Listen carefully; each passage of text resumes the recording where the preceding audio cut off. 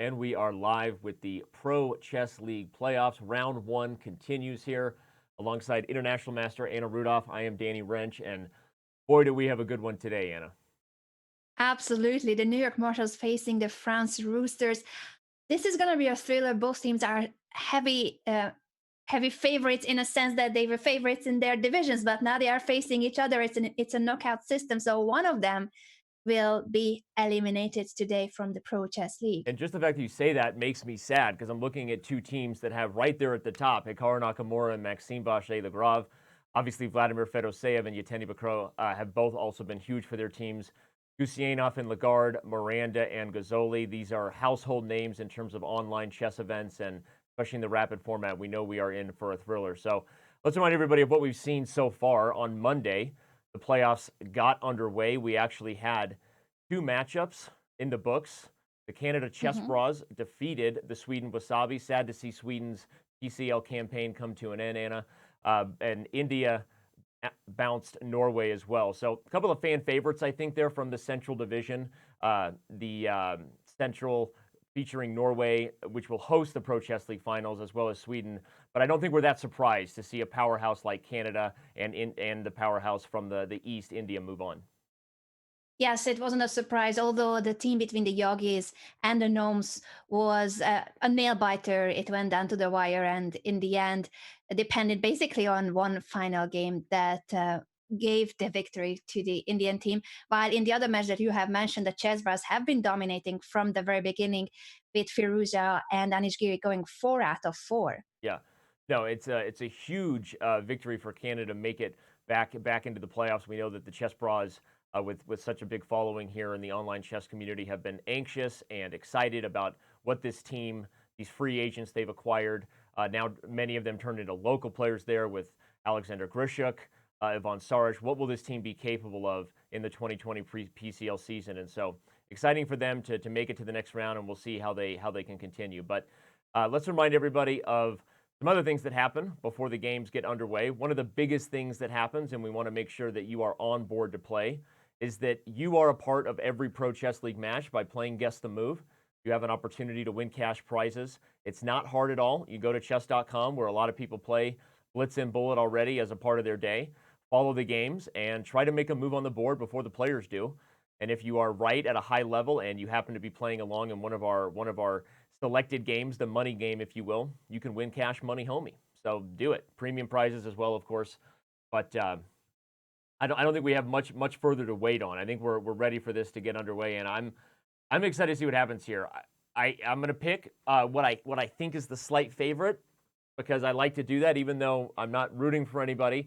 I think New York is the slight favorite in this match, and I'm going to say it's because I think that Vladimir Fedoseev might have the nod in every other matchup that can come down to a basic coin flip when board one faces board one, board two, board three versus board three, etc.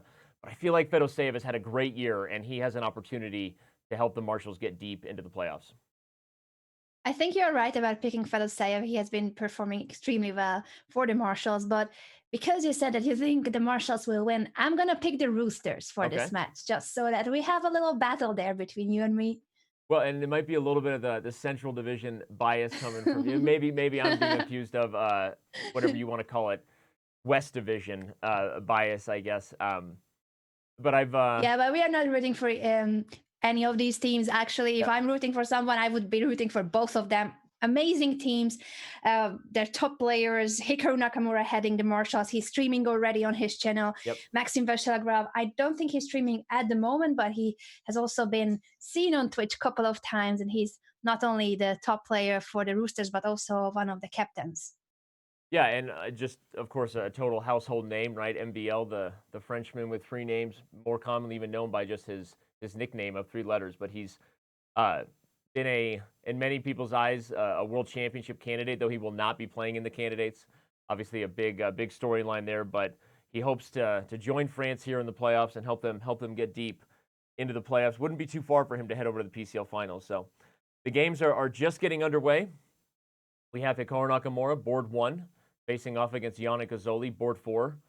It's so interesting to say someone like Yannick Gazzoli, Anna, who we know is he's a blitz specialist on Chess.com, known as Nuki, to all of his crazy fans or not fans, right? He can be a pretty outgoing and kind of flamboyant character sometimes in chat, but I think that endears people to him too as he plays in this format where he's consistently playing above his level, and so this is already a tough matchup for Hikaru in round one. It is a tough match, and as you mentioned, Nuki has been one of the most consistent players for the Roosters, also in terms of the number of games he has been playing for the French team. And he's just blitzing out the initial moves, so clearly showing that he has expected this variation of the King's Indian from Hikaru, and he has prepared for today. Yep. And I'm excited to see what happens now. Rook A3, King H8. So this is one of those games, Anna, where I want to see who blinks first, right? We're now 12 moves into the game. Neither side has taken more than a couple seconds at most. And right on that note, Yannick Gazzoli slowing down a little bit before playing the move knight d2, which is typical whenever black has challenged your, call it, bayonet pawn storm on the queen side with this a5 idea, trying to dislodge that rook so you can continue to drive forward, things like a5 and a6 and knight b5. So now knight d7 from black has a very clear plan, right? The King's Indian specialty. This is where Hikaru is at home in many Mhm. ways. Knight b5 immediately questions how that d6 pawn Yep. will be defended. Rook a6, played by Hikaru, was, I believe, the best move, since once you have played knight d7, you don't want to be moving that knight again until you haven't pushed f5, and then Yep. the knight can go back to f6. Yep, and we see Hikaru. The sponsors of the New York Marshals are Chessable. They do amazing content over there. Shout out to Chessable for supporting one of our teams and supporting Hikaru's stream in many ways this year. So we see Hikaru rocking a Hawaiian shirt. He's on vacation in Hawaii. I'm not sure if I'm allowed to say that, but oops. Oh, There you oops! go. I did it again by Danny Range, but Yeah, probably that was somewhat known. Although I don't know if he has been posting from there on his he probably Instagram. has, so it's probably fine. Yeah. Gianna Gazzoli coming to us live from the floor of his never unpacked apartment, as we've gotten to know him this season. Yeah, I'm just trying to observe also that webcam view. It's more cropped than usual, or he got closer to the camera. I Hmm. wish to see a bit more of the room where he is. But yeah, he'll be moving a little bit. This posture though, I'm not sure how comfortable is it for for playing. It feels like he's lying on a couch or a bed. Yeah, he's been in this position all year, and the thing is, he also never switches elbows, Anna, if I remember. Which I don't know if you've ever had that, right? I'm like laying in bed talking to my wife at night. You got to switch Yeah, elbows because that starts to hurt after a while, absolutely. right? I mean, Yeah. maybe I'm just that much heavier. I don't know, but he he doesn't seem to need to switch elbows. I'm impressed. Oh, that's impressive. Yeah, That's a very strong elbow game there by Yannick yeah. Gazzoli. And also the way he has handled the opening. Both players have been very quick. This is move 16, and they barely spent about a minute each. But finally, it is Gazzoli who started thinking after f5, e takes, Yep. and g takes f5. One of the things about the structure here is that because white has traded, you're not going to get the most traditional way a King's Indian can go. I'll back up the analysis board, and you can keep an eye on the live board if that's what you're into, fans. But the point is, black sometimes would obviously like to get f4. You get this big pawn chain where you're hoping the closed center allows you to get jiggy with it over here and go for an attack on the king. So what white is doing here is you're kind of conceding some central space. Black does have a nice pawn structure and hold there, but you're not going to be dealing with some of the sharpest versions of a King's Indian where black is trying to aggressively checkmate the king with an all-out pawn storm. So now as we see, we've now seen the shot f4. This is a typical way you then react to that because you've conceded the space. So now you're going to try to undermine it, to create a target here. And Hikaru, though, and I mean, quickly again plays knight g6. So apparently while he's been hiking the mountains there in Hawaii and enjoying his vacation, he's been thinking about his prep because clearly he's at home here, still more than 9 minutes on the clock. Absolutely. And while we're going to keep Hikaru's game as our main game to analyze, I do want to mention that the other top board player, Maxime vachier-lagrave, has already drawn his game against board 4 of the Marshals. That's a surprising result, but from what I see, it was a theoretical line of the Grunfeld where white basically achieves a draw in a forced line of an endgame. I'm quickly showing that game on the analysis board, everybody, the live board, still covering Hikaru's game. So as Anna said, this is kind of a topical variation of the Grunfeld, which even though this is a board 1 versus board 4 matchup, Anna, this is the uninhibited pro chess league, right? These are all the best chess players in the world. So getting a draw at this level as black even if you are the favorite MVL. Not really a bad result necessarily, according to him. He decides, you know what? If you're going to play for what is a well-known theoretical equal endgame, I'm going to do it. And so the draw was agreed here. We will likely get a trade, and there's just not enough for white to win despite being up a pawn, as knight d5 will be a double attack on the bishop and the b pawn, and we likely head for equality after something like bishop c5 in the trade here. This is kind of how it goes, where white's extra pawn, when the knight is probably a better minor piece than the bishop, is just a dead equal endgame. So do a little bit of GM translation, and I know fans hate when the draws agreed there. They're like, what? I just wanted to show that because that is the route the game was going, not really that surprised they took a draw there. Yes, even if Maxime wanted to play from that position, it would be really difficult to do so. So back to our main court, which is Hikaru with the black pieces against board 4 of the Roosters. Yannick Gozzoli, the position now after f takes move 19, f takes e5, knight d takes e5 Huh. is already very dynamic. There can be tactical elements in the position soon. I love the fact though that the white, even though he has been placing his pieces on the queen side, they are also pointing at the king side in a way that the queen from a1 is very useful on the long diagonal, and this rook from a3 could just swing over to the king side if needed, or at least cover important squares. Yep. I'm highlighting that as you're talking about. I think it's a great point, and we can see in the live position, you've got that evaluation of our engine, kind of helping us stay on track. And I would describe the reason the position is still close to equality is exactly because of what Anna said. The chances are dynamically very equal. Black's pieces are very coordinated and have the potential to come to life, maybe still on the king side, not in the most traditional King's Indian pawn storm, but still. But the long-term features of the position can be better for white. The d6 pawn, potentially critical weakness. If the queen wanders too far, this knight might pop into c7 and e6. That's kind of a common tactic to keep your eyes out. So anyway, it's close to unclear. Not surprising, actually. I think from a practical level, you favor black a little bit based on just the time advantage, knowing we're in rapid. But before we check in on the others, what are your thoughts on where this game's going to head here between these two? I think it's looking great for Hikaru for what you mentioned, the time difference increasing in favor of Hikaru. And also, he seems to be more familiar with this middle game. So, even though Nuki, Yannick Gozzoli, played really quickly the initial moves and he came prepared to the game, you can't really be that prepared against someone who is one Yeah, of the biggest experts of the King's Indian right. defense, that is Hikaru Nakamura. Shout out to Crazy Coffee Man saying that they do have great locally grown coffee in Hawaii. That is true. I subscribe to a Blue Bottle service. I don't know why I'm giving them free pub, but hey, sponsor Chess Shows Blue Bottle. I love it. They sometimes they send me coffee from all over the world, but I've become a coffee snob. So cheers to the coffee in Hawaii where Hikaru is playing from. But let's check in on some other games here, Anna. We've got 3 of them still going. If you're just tuning in, that draw is because MVL and Miranda played a topical, theoretically equal line of the Grunfeld. I want to check on the big fish. Is that okay with you? Absolutely. The Let's big do it. fish playing the Caracan against Maxime Lagarde, Yep. the 2018 French champion here. Still deciding what to do after e5 has been pushed on move 16, a pawn break in the center. I Yeah. am actually really curious about this position because it has become extremely concrete. Pins everywhere, Yeah. hanging pawns, lots of trades possible. Who Well, is and the better and pins that why? Anna just pointed out. So you got the F pawn pinned here to the E3 knight hanging with check. You got the knight on C6 pinned to anything that might actually happen on E5 otherwise, right? This knight is kind of just pretending to support the center right now with the bishop pinning it.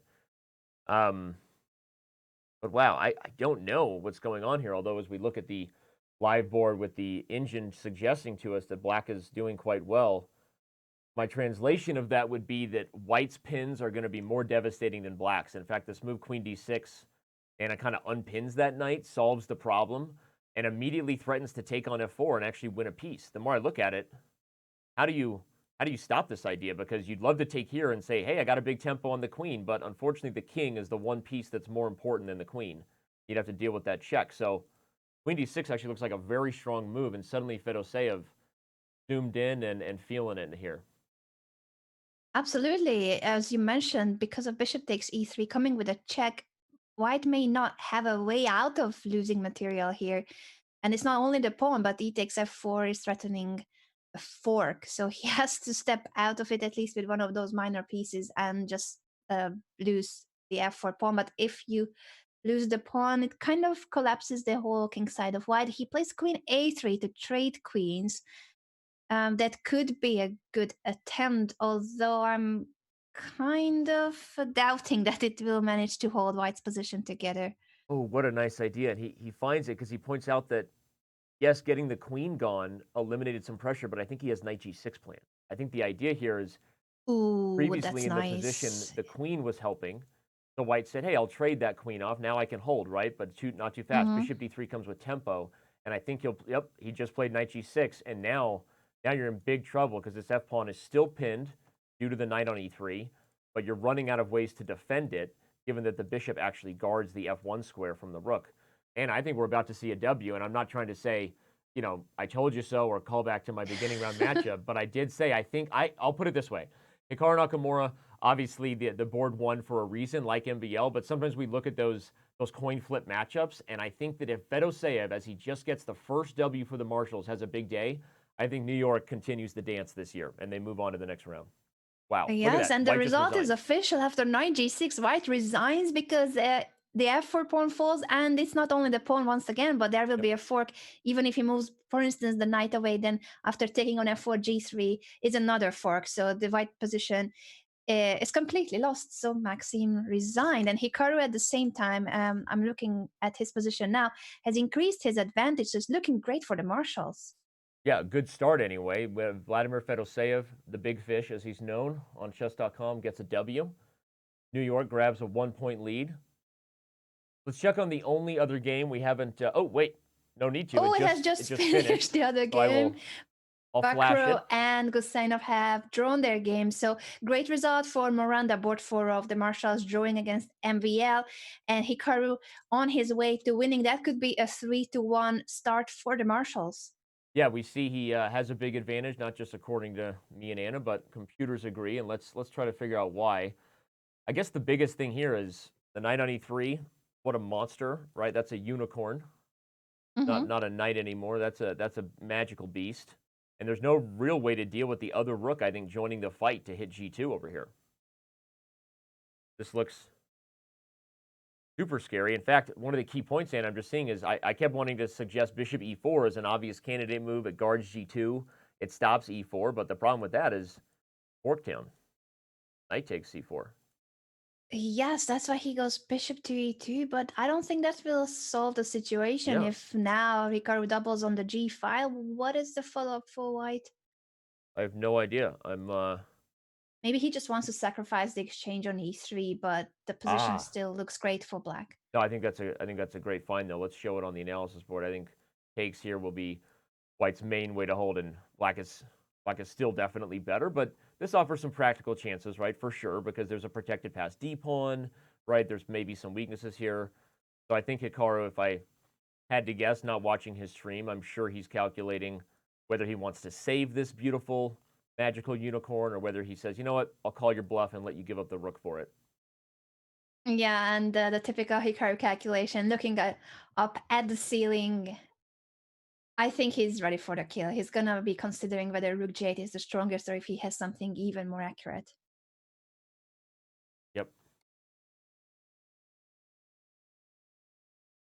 Still over 2 minutes of time advantage for Hikaru, and the position is looking great. So he has all the time in the world to retreat And the knight. He goes for knight f5. I like it. I think that it was just a patient move. And one of those things, Anna, where like even if rook takes e3 is objectively still good for black, from a practical perspective, it almost gives your opponent, it gives them that breathing new life, right? They feel like they've changed the nature of the position if Hikaru was to allow something like the exchange sack. And I don't know.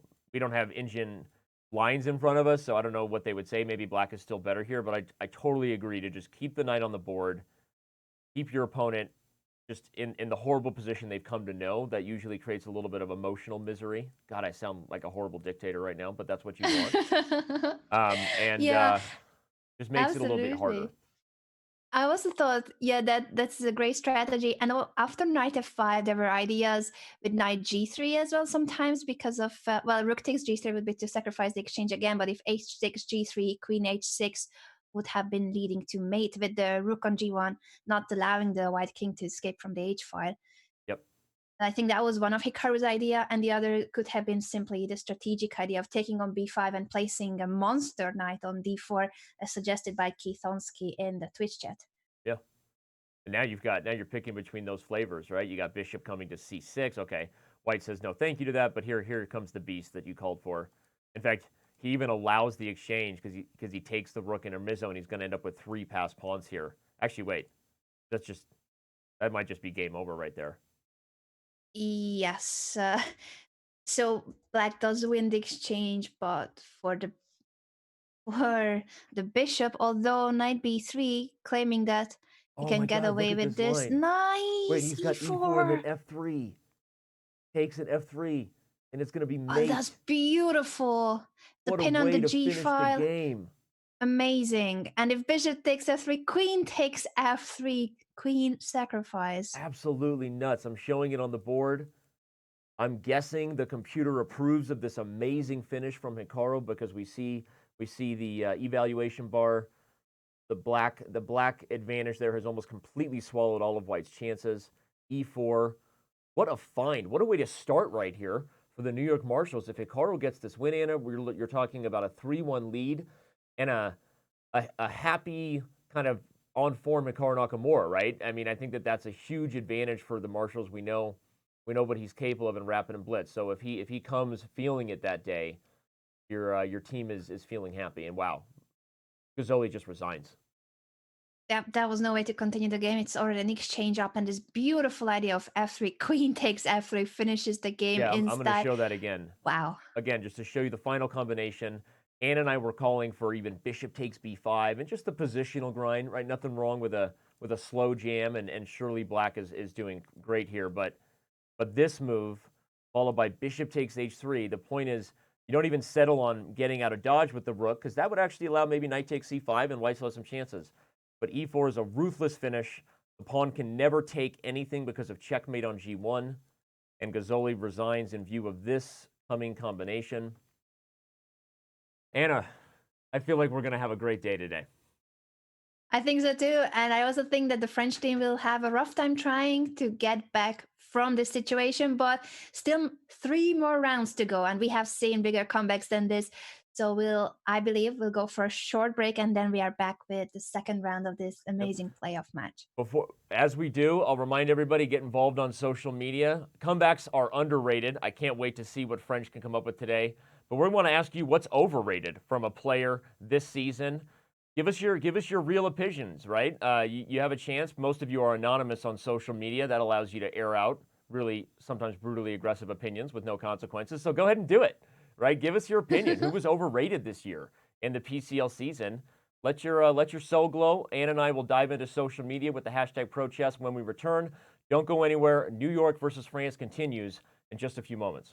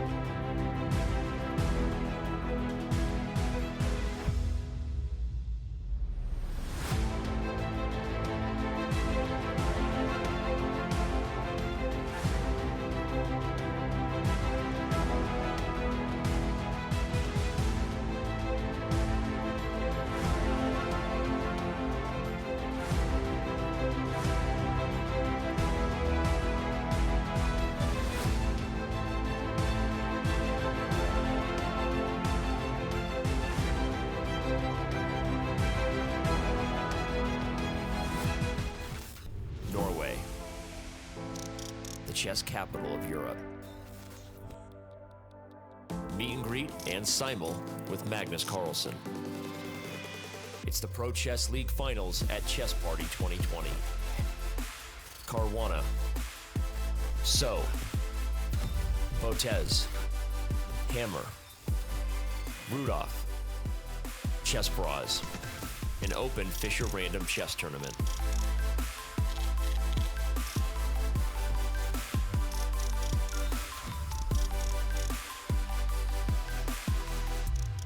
Will you be part of the world's biggest chess party?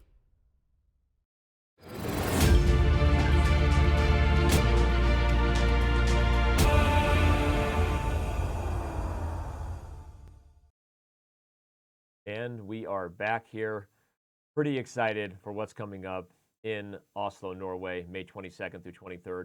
The entire chess party, of course, May 21st through the 24th. There will be so many stars in the chess world there. I feel like I don't even need to read the list of names. Perhaps just the most important one there, Anna Rudolph herself. She will be there. Absolutely not. Danny, where are you from this picture? I'm not in that image. There are a few faces not there. I will be there. Robert will be there. Hikaru Nakamura, one of the stars of the Pro Chess League, but also the entire chess streaming community will be there. He's not on the list or in the promo video, but Hikaru will be there. I will be there. Robert will be there. You know, I don't think that's a big deal, but you know, make sure you come. It's going to be a blast. Seriously, get your tickets now. Come join us. We're all going to have a lot of fun, and the Pro Chess League Finals will be there.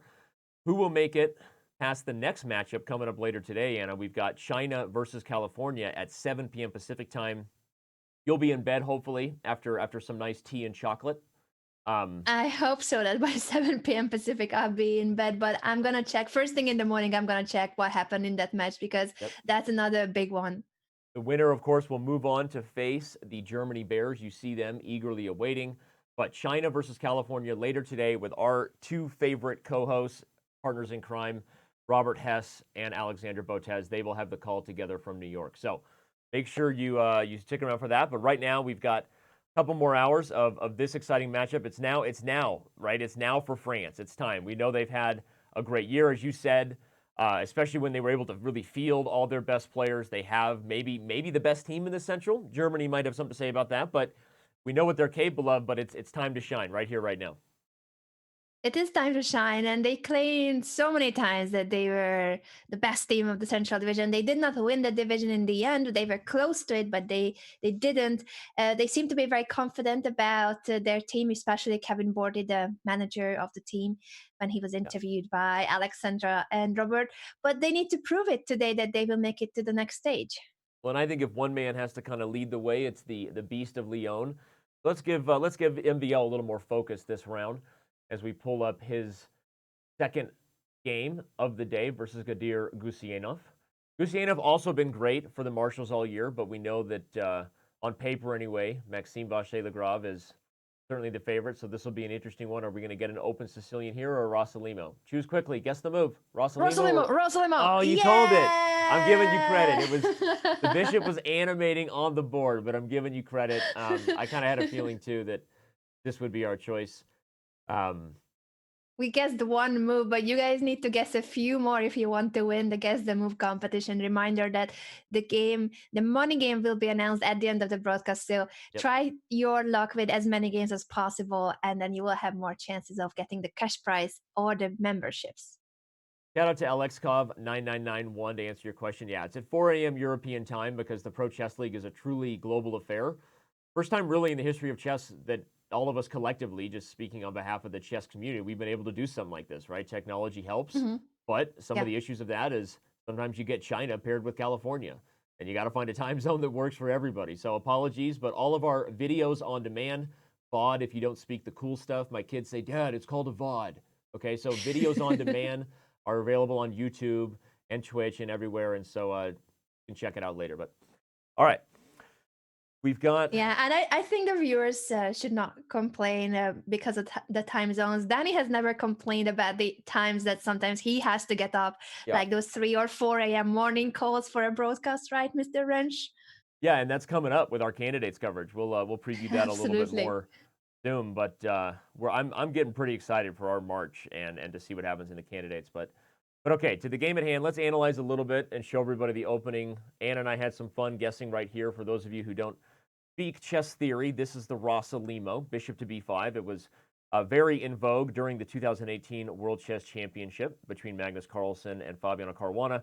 A very common kind of anti-Sicilian, meaning a line that is not just the main line d4, referred to the open Sicilian. Pretty much anything that isn't that, I guess you classify as kind of an anti-Sicilian. After d6, castles, bishop d7 were in very common roads, common theory. d3 is designed to get d4, and the whole point is in normal Sicilians, you play d4 and black trades it. You're losing one of your central pawns. So black has this long-term positional edge of 2 versus 1. The whole idea of these lines is to say, you know what, when I get d4, I want to take back with a pawn, go big or go home, they say, and get a big center. So that's the goal here. If we're just kind of storylining, black is using the extra time he has to prepare for something on the queen side. And here we go. We've caught up to the live position where black has allowed d4, Anna, but you get bishop g4, creating some dysfunction because the knight is pinned to the queen. So I got to be honest, I'm a little biased toward playing these positions for black. I know that the computer says white's a little better. That's typical. And obviously MVL, the stronger player, but I always like getting these positions. Now you can take f3 and then play knight e5. That's the line you go for to get rid of the bishop pair. So I don't know. I like black. What do you think?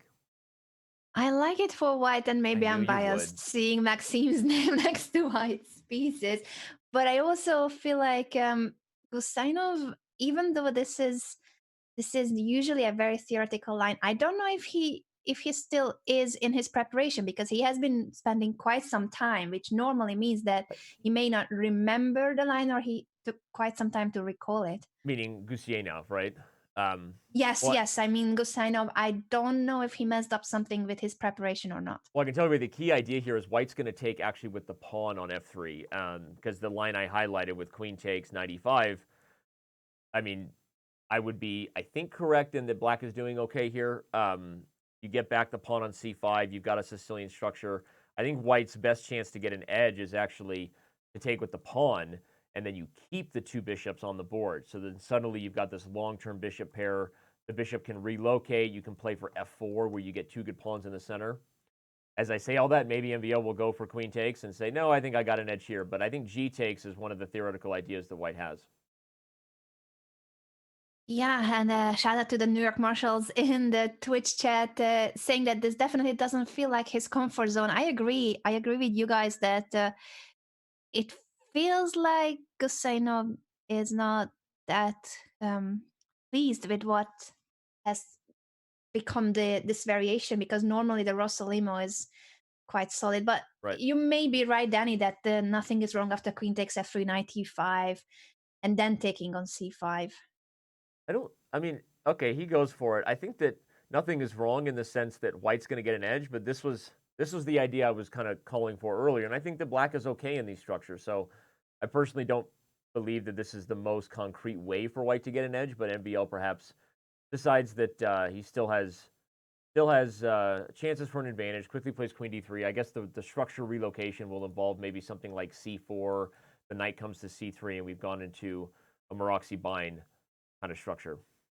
Mm-hmm. Yes, after black manages to develop the king side, this should be fine for Gusainov. Maybe d takes c5 on move 9. If Maxime had something instead of d takes c5, that could have been more critical. But this position is pretty balanced. I wonder how Hikaru is doing, if you don't mind switching just for a moment. Yeah, let's back this against the other Maxime. We'll back up the truck here and head over. I think this definitely still has some life to it, so we'll come back around and check. Hikaru Nakamura, if you're just joining us, won his first game with the black pieces, no less. A big win over Yannick Azzoli. Here he has the white pieces, and first instincts, don't see any engine eval or analysis. I think black's actually doing okay here, unless something's coming to d5. No, it looks about equal. I actually kind of like black here. Again, maybe sometimes I'm subconsciously biased towards Sicilian structures. You know, kind of like you're biased to really passive bad structures in the French, right? Excuse me. No one can see you off camera. I said that right as you were drinking water, and I saw you almost. He almost killed me there. It was so awesome. Oh man. You know, I'm biased toward dynamic, advanced structures on the queen side where you've got tons of life and fun and activity, and you're biased toward, you know, I see, I see. And it is true that this e6 light squared bishop is nice, that it's active, not blocked by black's own pawn chain. right. So yeah, I guess it does make sense. But the e7 bishop, on the other hand, Yeah. now I agree with you that Maxime Lagarde on this board seems to be doing well against Hikaru, but by well, we mainly mean that it's a balanced position and Right. anything can happen. Look at this move, knight d5. He's sacrificing a pawn, but okay, no, wait. I'll show everybody why it can't really be taken. If takes, and queen takes, you would have had knight e4 to show it because they're moving fast, but we have two boards, so we can analyze. That would be a win of the exchange. So rook takes gives back the c4 pawn. That's the key, and we see Hikaru has immediately captured it. And actually, this combination feels a little bit better for white suddenly than it did before. Now my bias toward the Sicilian previously, I feel like this is actually what black doesn't want, because what happens in these structures, everyone, is if you over advance the queen side, right? So we talk about how it's aggressive, it's dynamic, you get space, but if you over advance it and eventually they're traded or won, your minority attack backfires, and suddenly white often has queenside majorities in the endgame. We see this happen in dragons, we see it happen in night dwarfs. So this is kind of a nice transition by Hikaru to trade off the center pawn for the c pawn, so that he can have what is now going to become a majority. And really, if I was to highlight what I would have loved to have seen black been able to get earlier, Anna, it would be to maintain the structure in the two bishops and try to get things like f5, right? That's what you do in these positions. Try to play on the king side. You try to use the rook here. So shout out to a nice little maneuver there from Hikaru, and I think the balance has shifted, liking white again. I agree with you. It makes me wonder whether on move 21, if Lagarde was forced to take on d5, or maybe if he could have gotten away with moving the bishop and aiming for f5, as you mentioned. But it's water under the bridge, and the current position I do like quite a lot for Hikaru, where he will place his knight on d5. That's a beautiful outpost. Although, at the moment, let's see the concrete variation, since the c2 pawn is hanging.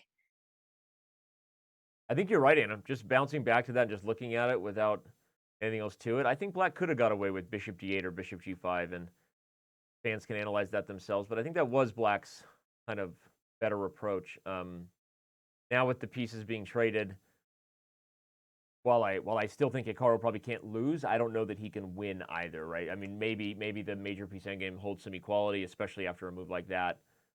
Wait, are we just trading, or is Hikaru?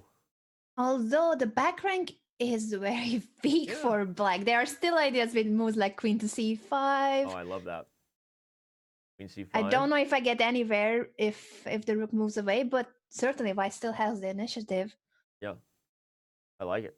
I'm showing it on the board just so that. Oh, and it was played by Hikaru. Back up to the live position. I like it. The tricky one. Oh, that's Hikaru number 9. Looking up. Or maybe that was number 13, actually. No longer an opening theory. I think he was actually calculating variations that are much further than what we see on the board. He's going to play b4 now. Oh, I'm actually liking Hikaru's chances to win now. He's going to b4, then rook d7, aiming for the a7 pawn, and simply the rook on the 7th is great. The back rank is problematic. Plus, this rook on f8 will still be passive for quite some time. I think he has a really good winning chance here. Yeah, and it's going to be a 2-result kind of position, right? Where he plays b4, and the reason I said that so quickly, it's no brainer. You want to keep these two pawns when a7 the target, as Anna said, the rook's coming to the 7th rank. This is going to take, it's one of those positions where it's going to take more technique to hold this for Lagarde than it is for Hikaru to win it, right? When you've got queen so well placed, you're even holding f2. You're not even worried about check. You can run the king up. I don't know what it is, but I feel like that Hawaiian shirt and the fresh air of Hawaii has got Hikaru feeling frisky today. I mean, I don't know why. It's and I've commentated on Hikaru's games, maybe as much or more than anybody, honestly. And I see him a lot, and I don't know. I'm feeling a fresh and focused Hikaru today. I can see it. I feel the same way. He's on fire. Definitely, that Hawaiian shirt is helping too.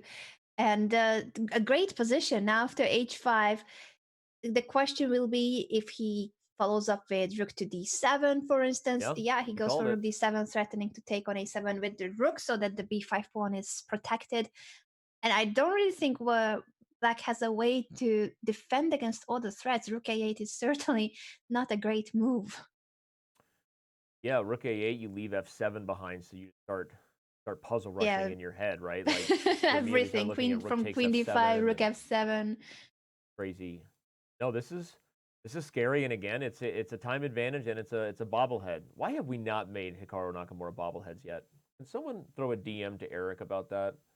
He's probably watching. Our CEO pretty much doesn't do anything anymore besides watch these chess shows. So shout out to Eric. Shout out to Eric. Yeah, we need a Hikaru bobblehead. That is something I would buy in the merch store. Okay, I would we're also doing it. buy I'm it. actually legit making a note right here. Absolutely. And if possible, with the Hawaiian shirt on. Hikaru Nakamura bobbleheads. DM on Slack to Eric. Or he could also wear his Chess.com polo if it's an official merch. Yeah. Well, Hikaru is he's bobbing. And we've got some other games here. Let's back up a little bit and see where we can go. Again, if you're just joining us, this is New York versus France. Obviously, right? A big time matchup for these two teams. Moving on to the second round of the Pro Chess League playoffs is the goal.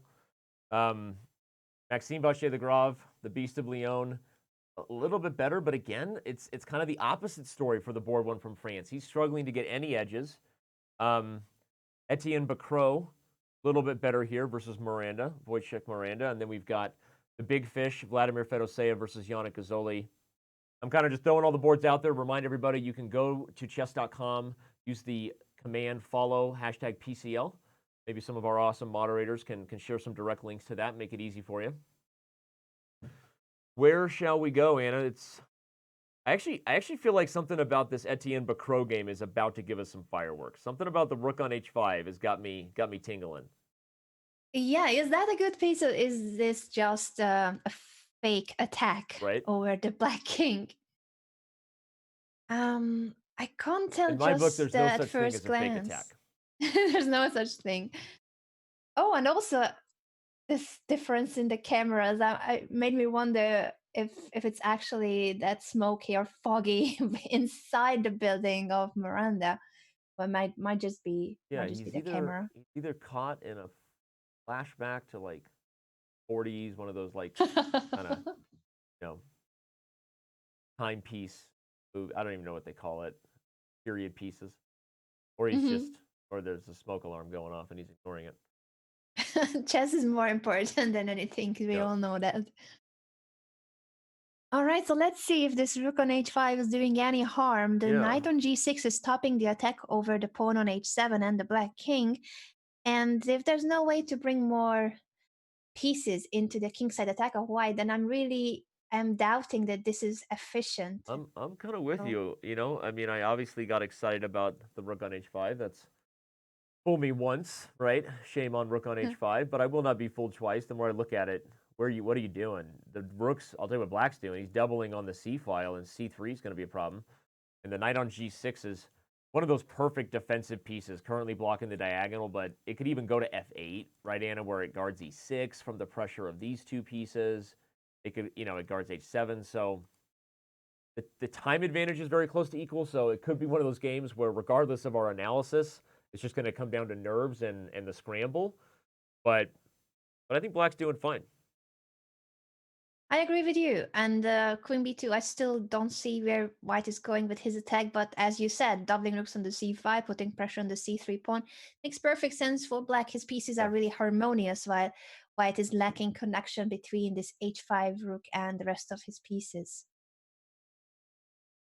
c4 c4. is such a weird move, right? Yeah, you defend c3, but you make your bishop a Franken pawn in the process. Mm-hmm. Yeah, I think that Black's position is fine. I don't know how much better, but I do like Miranda's chances Yeah. here. Hikaru has already won his game. Wow. Uh, I'll just Beautiful quickly finish flash if we to it. just show what happened in the end. I'll just quickly flash to it because we left it right here at b5, but highlighted that white's pressure was just so much. Gobbles a7, gets the queens off the board now with two passers, and just goes to town with the rooks. The rooks and the pass pawns are too much. Oh, nice move to finish it. The point is, rook takes would have allowed b7 with discovered check, winning the rook. So Hikaru Nakamura is now 2-0 on the day. The Hawaii hikes, fresh air are paying off for the five-time U.S. champion, and he is helping to lead his team right now to the next round. So Shout out to Steely Dan, Diamond member in the Chess TV chat, who tells me it's film noir. Film noir, Anna, with like the mistiness that we've got with Miranda here. It's film noir. Awesome. Hedgehog also saying the same in the Twitch chat. So thank you so much, everyone, for being so attentive of all of our requests, including terminology for our commentary. G6 now played to overprotect F5. Also, future considerations for the king safety. I'm liking Miranda's position. Again, I think this one's going to come down to a time scramble, but let's back this thing up because it looks like there's a couple other, maybe more exciting moments happening in the other games. I'll let you choose. Obviously, we've got the big name, Maxime Vachier-Lagrave, trying to do his best here to keep France in this match. You know, he's got some coordination. I like the pawn on G5, right? Holds the knight on G8 in its cage, but is it enough? He's now threatening rook takes E6. Maybe this is a tricky moment for Gusyanov. H5 is played, which is a sacrifice of E6 for the G pawn. Let's show a line that we might get here after H5 because I think that we're probably going to see on. Oh, LOL. We don't need to show that line anymore. E5 makes perfect sense to not trade. Because then he wanted to show Maxime doesn't give him time. I do like the fact, by the way, that he's playing really quick, so there's quite some time advantage for the Frenchman. What's the follow-up? It looks like there could be something. Black's pieces are really passive, especially this knight on G8 and the rook on F8. The problem is that G5 is so weak, right? So in order to create this cage, you had to overextend your pawn, and I'm thinking H4 separates the two. And you've got rook F5, and oh wait, knight D8 is coming. This is one of those funny, weird races. You don't think of it as a race, but can Black target and punish this aggressive wandering pawn before real tactics come to the board? Right, knight D8 I think now is met by rook E7. That's a nice defensive move there. The whole point, everybody, is knight D8 threatens things on E6. The F7 pawn is pinned to the king, but rook E8. I mean, White's better, right? White has pressure, but where's the beef, Anna? Where's the... Good question. Rook A7 to try to take the A6 pawn.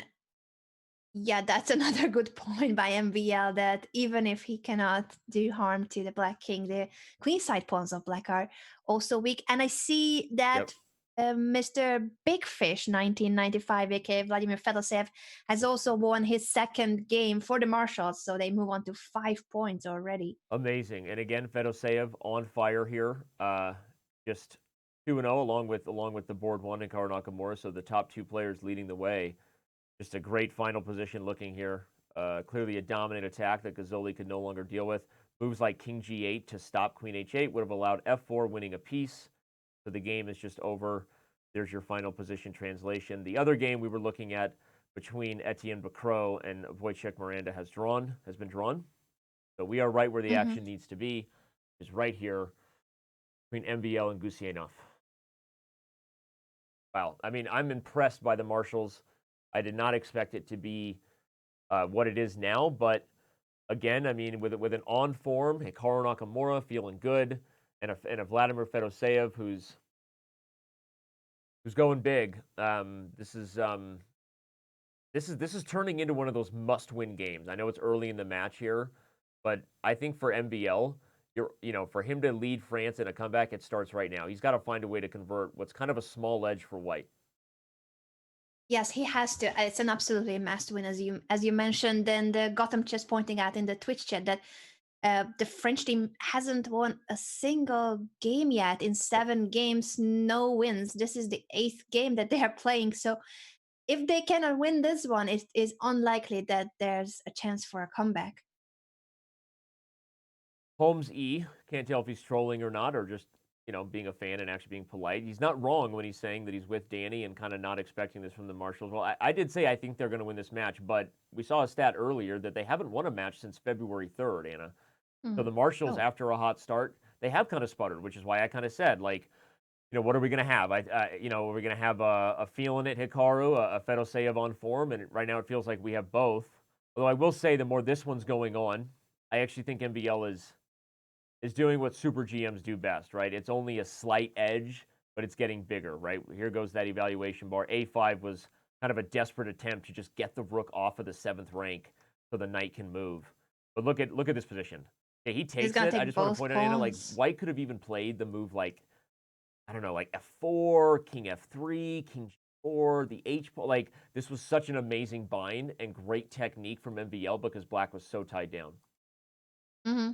It goes back to the second rank after capturing the a5 pawn, so that the rook of black will have to be passive again.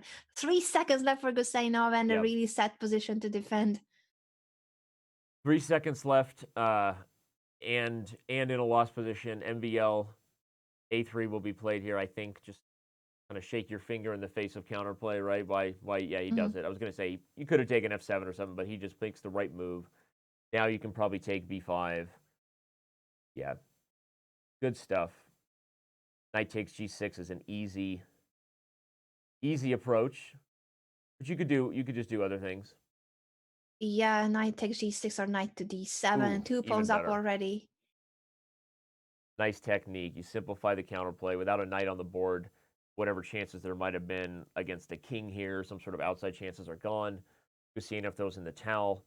MVL helps keep the France Roosters' chances alive with an absolutely huge victory.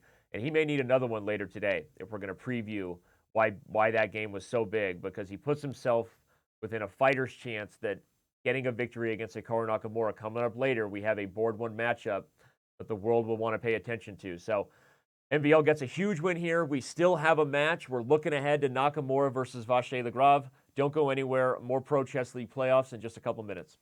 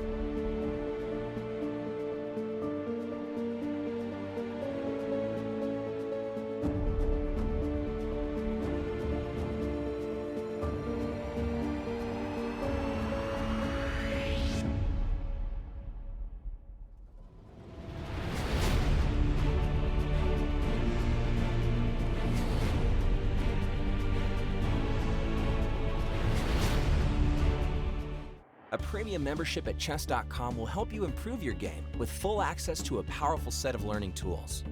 Unlimited tactics let you practice like a master, with more than 50,000 puzzles to challenge you at every level. Our library of interactive chess lessons, created by master coaches, will enhance every aspect of your game. And after each game you play, the computer analysis feature will give you feedback on every move you played, turning every game into a chance to learn.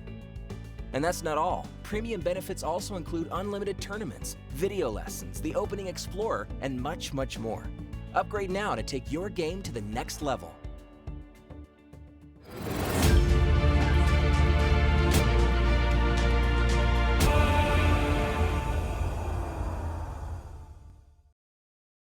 You know, a lot of people during these shows are ogling my Pro Chess League mug, Anna. I They want a am mug. one of those people, Danny. I still need to get my I own know. mug. I owe you the Pro Chess League gift. I just got to remember to really pack up and take it with me to Norway this year. Avoid those shipping fees for custom hassle. But if you order from That's our all merch right, store, Danny. That's all right. But I do have the T-shirt. I have stickers, and you guys can get your own ones from the Pro Chess League or with the logo of your favorite teams, as seen in the picture, for instance, with a nice chess bra logo. I love that. I love that picture. I love that logo. But speaking of pictures, I got 8 guys in front of me right now, Anna, and I cannot wait to see these guys throw down in the candidates this year. Starting very soon in Russia, and there will be coverage, as far as I know, live here on Chess.com's Twitch channel and YouTube and everywhere where we are broadcasting. Yeah, no, it'll be everywhere. It'll be on Chess TV, wherever you choose to tune in from. The candidates coverage will be real.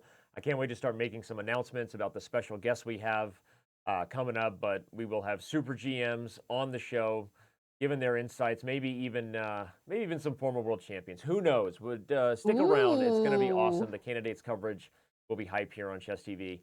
You know what else is hype? Winning prizes at home when you're like playing on your floor with an elbow on the carpet like Yannick Gazzoli. There's still a lot of cash, and at this point, given that they've made it so far, this is when, like, well, I've come this far, might as well really go all the way and try to get a big cash prize for my team. So these players not only want to make the finals, but they're competing for a lot of prizes in the Pro Chess League, in case you missed the memo. And here's the mug. I saw some shouts in chat. They want to see it. There we go. And we're also Nice. hoping that the Hikaru figures will be available, as you have suggested today on the show. So I've already started looking into it. I got a DM going with Eric right now. We're researching different brands. Some bobbleheads can really get expensive. And I kind of want to go for the nicer ones. I don't want to get a Hikaru bobblehead and have it break, right? I want to be able to tap that baby and get the Hikaru, music nod going and not have it break. So we're looking into it. Obviously this is critical breaking news here. So stay tuned for bobblehead update. But what does France need to do to turn this thing around, Anna? This has been, I don't know. Right now, New York looks like the stronger team. For me, they feel like the fresher team right now. But momentum can change in a hurry. It's definitely not out of reach. Not out of reach, but it's looking great for the team of New York. I see New York Marshals in the chat. Will there be a custom shirt commemorating the Marshals defeating France if we win? I would be careful with that. We know that France has put the cart before the horse in terms of trash talk and results. So don't jinx yourself, New York Marshals. But who knows, right? We don't have that like the NFL where like there's already shirts printed for both teams regardless of who wins. So maybe you guys should print some shirts for sure.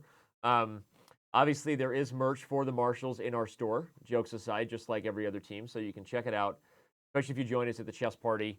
Make sure you bring some merch and tell us who you're rooting for. All right, the next set of games will get set to begin. Shout out to about 4,000 or 5,000 of you with us, about 5,000 across all the platforms. 4,000 Thank of you you for pretty much just tuning watching in. on Twitch. Thanks for that. And Always good to see you guys. And today, this isn't the only match. There will be another one coming up in a few hours. right. As we already have shown, the China Pandas will be facing the California Unicorns. The winner of that match will be the opponent of the Germany Bears. Yeah, and Germany is just kind of licking their lips there. The Bears are hungry. And I can't wait to see what happens in the next matchup, regardless of which of these two teams moves on. We saw Georg Meyer hanging out in the chat earlier. What's up, Jay Beast? Jay Best? Jay Beast? I don't know how to say it. We've got a lot of premium members hanging out in the Chess TV chat. Your support makes these possible. All of our subscribers, thank you guys so much. I know it sounds silly, but it is true. And thank you for paying the bills and keeping the lights on here and helping us do these shows. So appreciate your support. Where do we go, Anna? We've got, I mean, honestly, the game of the round might be the Beast of Leon versus the Big Fish. MVL It versus should be. Fedoseev. Hikaru taking on Etienne Bacrot. I kind of want to focus on those two matchups. We're getting into this Super GM on Super GM action, right? The PG kind. I feel like that's where we focus. What do you want to go? Let's start with MVL Yep. versus Fedoseev, although it may be a more solid opening and we'll soon switch to Hikaru's position. Okay, well, let's analyze this if we can in a minute, because I want to figure out how we got to this opening here. MVL and Fedoseev giving us something to think about the first stage of things. The knight comes. We've got a ready setup, but how? Right? Let's to the back cave. One knight f3 and then g3, the first two moves of Maxime. It's a very flexible setup that can later transpose into d4 or c4 openings. And look at this knight b6 on move 3. Did Mark Dvoretsky just roll over in his grave? Mikhail Botvinnik? That is a Russian schoolboy no from by the Big Fish. You put a knight in front of your b pawn. What an interesting approach. Yeah, it's very strange. This is weird, in this right? I mean, I'm not structure. exaggerating. This is like a Yes. weird position. And that's the thing that we talk about the different schools of chess, and definitely this is not the typical Soviet school of chess, so to say. Right.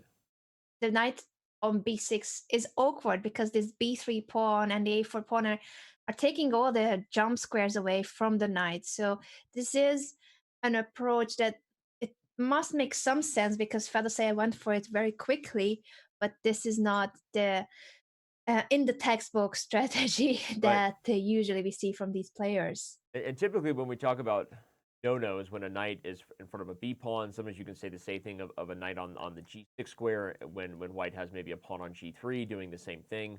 And you know, we're not exaggerating, as you can see. Black actually chooses, you know what? Whatever my purpose was of that journey, I've decided I don't want to look at the ugly knight anymore either, and I'll bring it back to d7 to try to fight for these central squares. So the reason for that is because positionally, Anna said, the knight there is almost always restricted by just natural developing. And also when it's in front of your pawns versus, let's say you could just put this pawn on b5, a knight behind a pawn is one of its favorite positions, right? Because a knight directly behind a pawn always has double control over the squares. This is one of the worst positions you can have in terms of space and the potential for an attack. So again, obviously we're highlighting something basic, and surely these guys at, 2750 plus are aware of that, but I think we're right that Black knew it was bad, and look at him relocate and go for b5, right? Nice when principles are correct and they go for the plans we talked about. Okay, Still looks like a comfortable position for MVL, but it's just a slight advantage and a rather traditional position. I would love to check in with Hikaru as well, as you mentioned, as the other super GM clash. Yeah, we back this thing up and head over to Hikaru and whoa, Etienne Bacrot. This is a totally different kind of structure. Open, albeit still symmetrical. We've got the double D pawns here, but we've also got open files for both sides that go with it. I think objectively you like white a little bit quickly, but if the bishop pair is eliminated, then Black can maybe fix this kind of bad pawn and relocate it eventually. So I don't know. I'm getting the feeling this has now become match territory where Hikaru is being very smart with the black pieces against Bacrot here, Anna, and that he would be fine with a draw here. Like, just match strategy. That's kind of my vibe I'm getting from Hikaru. True. And that's something to take into account because, after all, the Pro Chess League is a team competition, and Hikaru is a very good team player. So here he knows that being solid is something that favors the situation that they currently have in this match. Now, for back row, he has to do the exact opposite. He needs to keep the position as complex as possible. And for that reason, I think bishop b1 is a really good decision. Keep the bishop on the board and later try to aim for a kingside attack. Yeah. I mean, you're making a great point. Hit the nail on the head. This is as much, maybe it is the best move. I think that white does still have an edge keeping the bishop, but it's almost a necessary move to keep any chances alive. You've got the potential of this bishop on the diagonal, not really rivaled by the black counterpart. You've also got this rook a3 idea, Anna, right? The long-term rook lift over here. You know, if I could just play imaginary chess, I'd put my rook on a3. I'd put a piece on e5 to try to open up some space and I eventually love try that to idea, coordinate. rook a3. Yeah, I think that could be an actual move coming soon. If Bakro finds a way to swing that rook over to the king side, then Hikaru can get into real trouble. Nice move, a5. He wants to fix the problem of the bishop we've talked about. Maybe not quite as nice as this b1 h7 diagonal, but certainly better than where it is on b7 would be to go to a6. I like a5.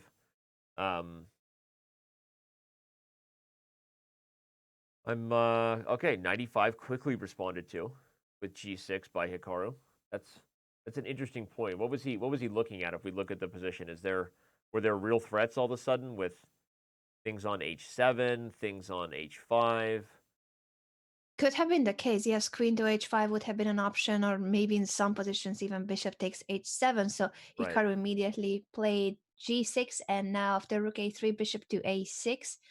Where will that queen go? Is it queen g4 that Bakro is aiming for, or that's not as strong as it could be? Queen d2 is going to head to h6 and try to eventually fulfill the dream here, right? Get the battery on the h file. I actually think you're right that g6 was stopping h5. I'm just thinking in my head here, backing up. If you didn't play g6 and played bishop a6 as Hikaru, something like queen h5 g6 might immediately run into Sacktown here, where some sort of blowing things open is just crushing bishop e5 and rook a3. So just wanted to show a fun line I calculated in my head. But so again, not going to happen. Bakro plays bishop f4. He's freeing up the third rank. I don't know. I mean, I Nicely know done. the position is objectively probably close to equal, but the coordination right now has me liking Bakro's chances. He's also not down that much on the clock against one of the fastest players in the world here, so that's a good sign for Bakro. Mm-hmm. Very true. I do like the chances of Bakro. I don't know how much of an advantage this is, but it certainly looks way more pleasant to play this position as white. He does have the initiative, the knight on e5 is well placed, the rook swinging over to the king side.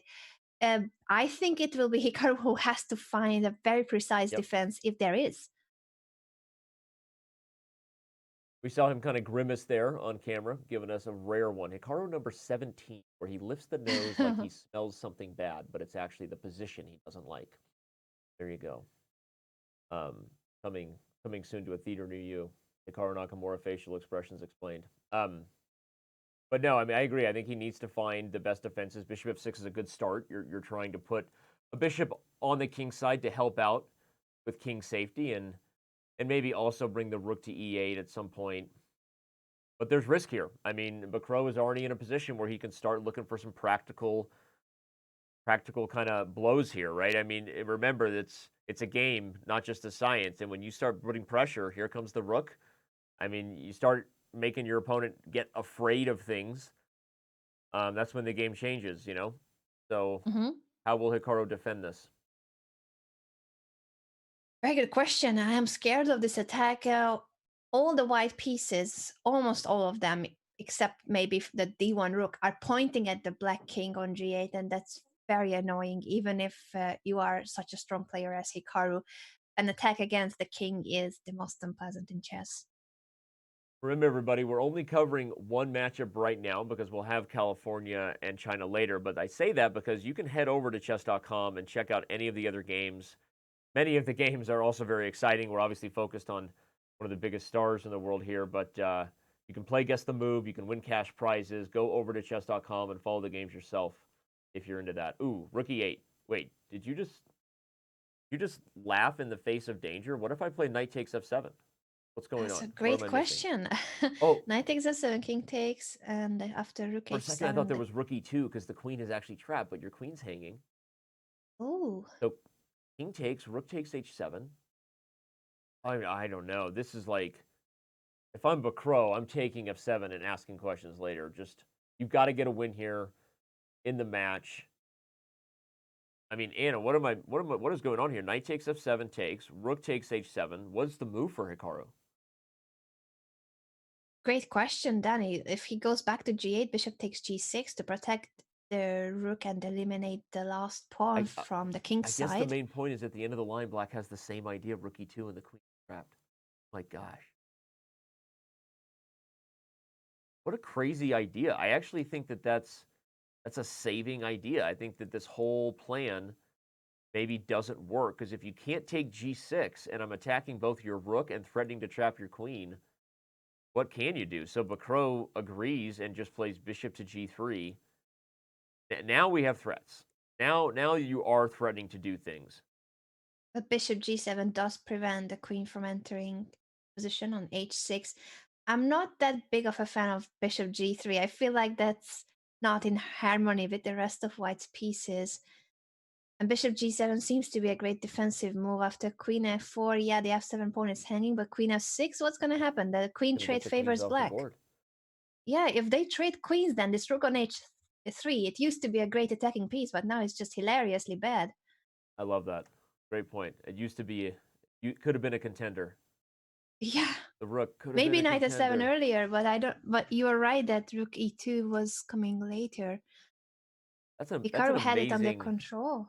And that is Hikaru Nakamura when he's at his best, because again, like, this is pressure, it's scary, and he just plays a move that is so sharp. It's like computer chess. You're laughing in the face of crazy tactics, and the idea is this insane line that you just go for this whole thing because you have rook e2 at the end of it, and white has nothing, and it just that saves the position. And now we have seen the evaluation bar slowly slip back in the direction of black, and that's an equality that favors black big time, because with the pressure going away, as Anna said, this rook on h3, it just feels silly. The black pieces dominate the open files here on the c file. Yeah, the tables have turned. It did seem like a promising attack for Bacro earlier, but rook e8 was a brave move by Hikaru and precise calculation that knight takes f7 wasn't the winning for white, it seems. And the time pressure is incoming, according to Ninja Capo. I agree. Hikaru Nakamura up 4 minutes on the clock and advertising his future merch item store, the bobblehead. I love it. I love it. Finally, the rook from h3 has been moved away, about to trade the c8 rook, but I think black has taken the initiative. So if anyone has chances here, it's going to be black for the full point. Agreed, totally. Let's back up the train here and show everybody real quick what they might be missing on some of the other boards. We see Hikaru Nakamura here on the left. Miranda and Lagarde are engaged in a super sharp battle. You can go check out that one. Gusianov and Gazzoli, not as exciting. Looks like it was either Roy Lopez exchange or Berlin, I don't know, but headed toward not that exciting of an endgame. MVL, I think, is the one with a lot on his shoulders here. He has to start inching back on the scoreboard there for France if they're going to stay in this. And he has to, but if he's the only one, then it's still not enough for France. They are already 3 points behind.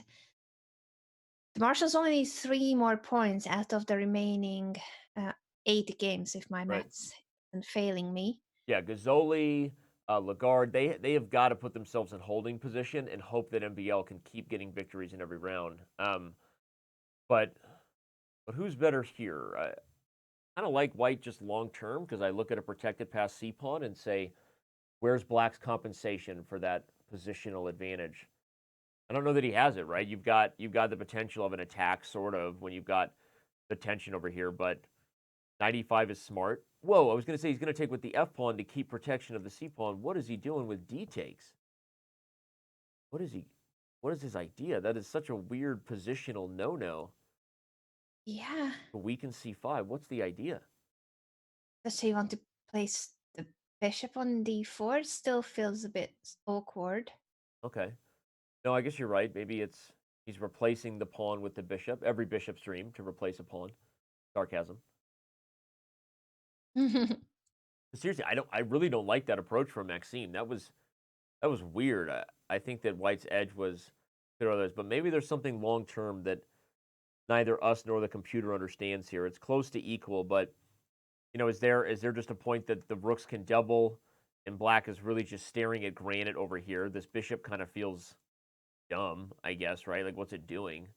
Um, but I don't know. This feels like a weird decision for Maxime because now you're forever kind of stuck without losing your big advantage on c5. What am I missing here? I'm also puzzled by the fact that he took with the d pawn to place the bishop on d4.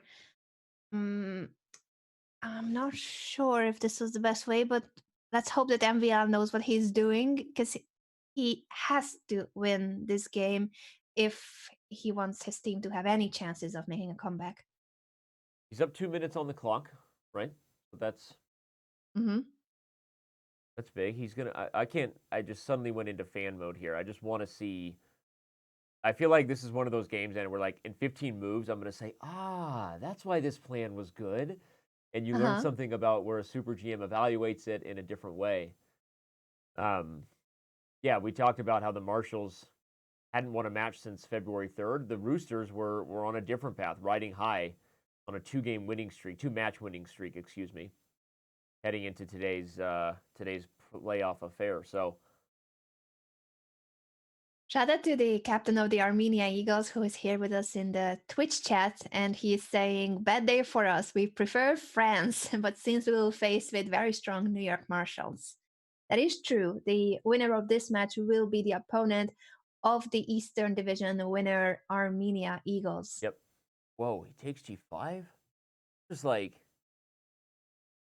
just teach me. I want to just get on my knees and be like, be my guru. Like, what is going on here? Because like you're just positionally destroying the structure. And maybe, maybe from a practical point of view, I'm not wrong and neither is he, right? Maybe this isn't objectively the best way to play, but what he's trying to do is just create chances. Because if I flash back to the position a few moves ago, and it had one of those, this could be a super closed game and maybe ultimately a Hmm. draw. And Yeah. maybe Maxime just wanted to do everything he could to kind of change the structure and open things because that's what he's doing here. Yeah, that makes sense. That makes sense taking into account the team situation here that the French team is in a must-win situation. They badly need those extra few points if they could get it in this round. It did look earlier that Bakro had a good chance against Hikaru. Now it's gone. It is Hikaru who is in a better endgame. It's still equal material, but Black's pieces are really active from what I see. I Yeah, switched for a I'm going to moment just flash to that on keep the an big eye on board. it. We'll stay locked in to Fedoseev Yes. and MBL, but look at Hikaru up 4 minutes on the clock. Also in a great position here. It's not even just that you have the bishop pair, but it's this passed A pawn. This A pawn is a monster. And wait, we might have to go to this game with Hikaru. Did he just blunder? Oh, he has an idea. You can't play king f1 because of bishop b5. Nice. He has given up the g7 bishop, but he is winning back the piece. And after bishop d2, rook d1, Oh white my cannot hold on to gosh, he both brings the pieces. rook to d1, hitting the bishop. He's going to win his piece back and then march the a pawn to victory. Wow, what a Beautiful. and as we look at the other board, a blunder has now both boards are in the live position. We actually see the evaluation clearly in Black's favor. That's why it scared me. I was like, wait, what happened on the other board? But yeah, Black is really turning it on here. Look at this idea where instead of settling on the draw with something like King G8, Rook B8, Anna, which is probably okay match strategy wise for the Marshalls, he sees Mhm. that he's winning with this piece sacrifice and then back rank exposure with Rook D1. Hikaru has brought in his best today. He absolutely has brought his best all the way from Hawaii. Very dedicated to the Marshalls, even when he's on holidays, and he is gonna win his third game in a row for the New York Marshalls. And with that, they are getting I'm not very on close camera to right now, but I'm eliminating literally just like hers. mind blown. This is Hikaru Nakamura when he was north of 2,800 to me. This is honestly, I feel Mhm. like some of the strongest chess we've seen him play in a long time. This is 3 games back to back to back. He is clearly feeling it. Look at him convert this here, and like you could do so many other things with the extra a pawn, but he quickly sees this idea of giving up the a pawn to switch gears to the king side for a mating net. Beautiful. Beautifully Seriously, just done. there's no counterplay. The bishop guards the checks. This is Absolutely beautiful chess. Bishop d2 resigns because we have forced checkmate coming on the next move. Can someone put this in the Puzzle Rush database here? This move, rook d2, rook d3, rook d2. Wow. It's absolutely beautiful. And if we just recall the position Hikaru had in the middle game where he was on the defensive side with this rook on the h file, he played rook e8 the moment when we were doubting whether there was a piece sacrifice possible for back row, but it seems that Hikaru calculated better.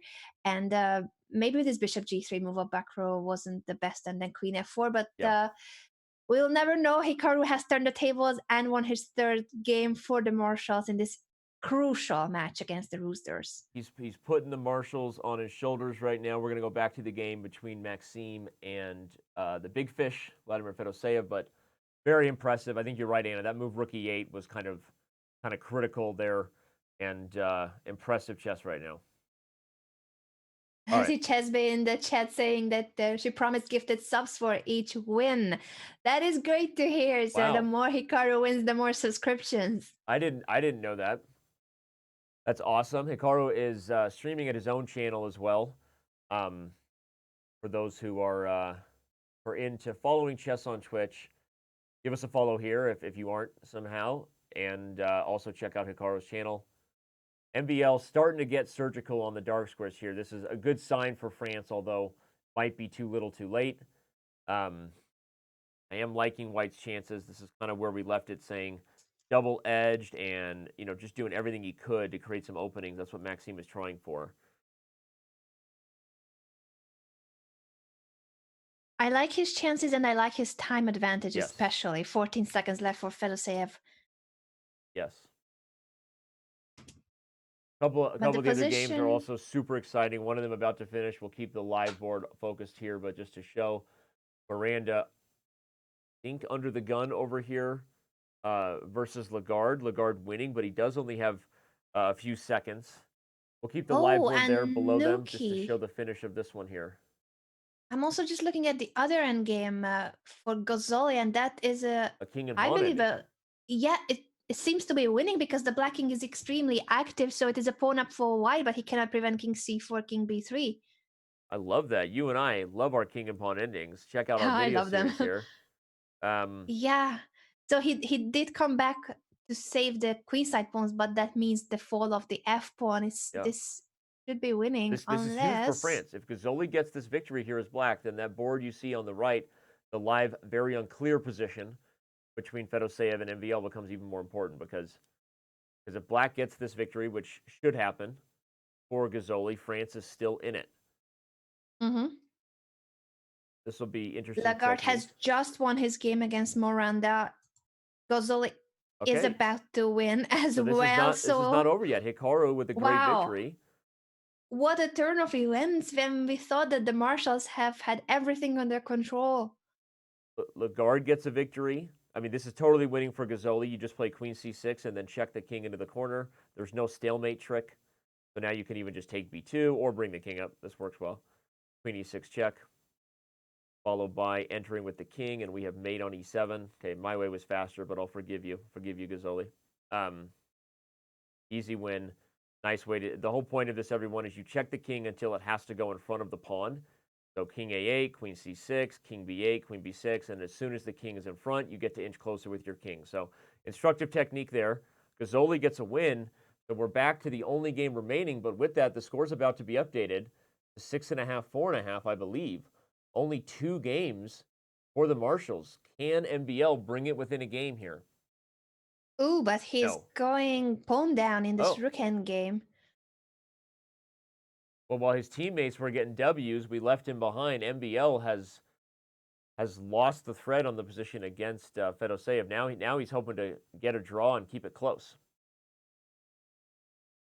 A draw is possible, but he's the one who has to be fighting for it. I think he will hold this, but that's a bit disappointing for the number 1 player of France. But as Raylar says in the chat, "Viva la Resistance!" It's not over yet. The French are still in this one. I mean, honestly, given the position they were in, they were down 4 games at one point, Anna. If you could tell them at that time, hey, you'll cut it to 2 games before the last round, I think you'd take it, right? I mean, with that draw, the score is now 7-5. Will be updated shortly, and that's a fighter's chance, right? I mean, as we head into the final round here, we've got a key game coming up between Nakamura and MBL. All you could ask is put yourself in a position where a W against your opponent, board 1 versus board 1, board 2 versus board 2. If you get a W against your opponent, you still have a chance to win these matches. So, all right, can't wait. The final round is coming up. Don't go anywhere. Round 4 here, New York versus France, when we return.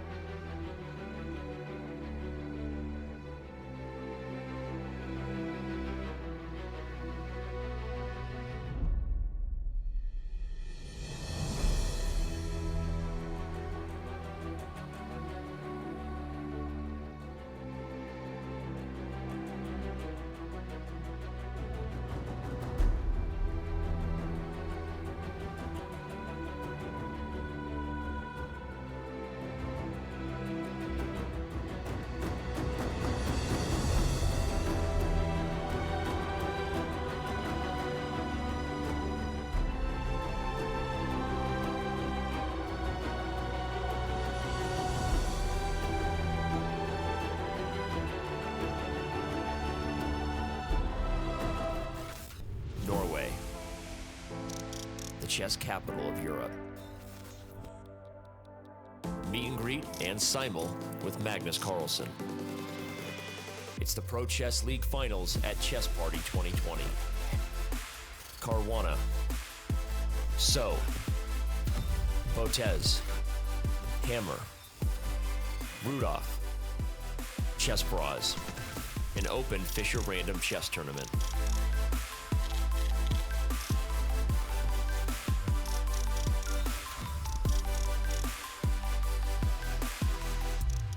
Will you be part of the world's biggest chess party?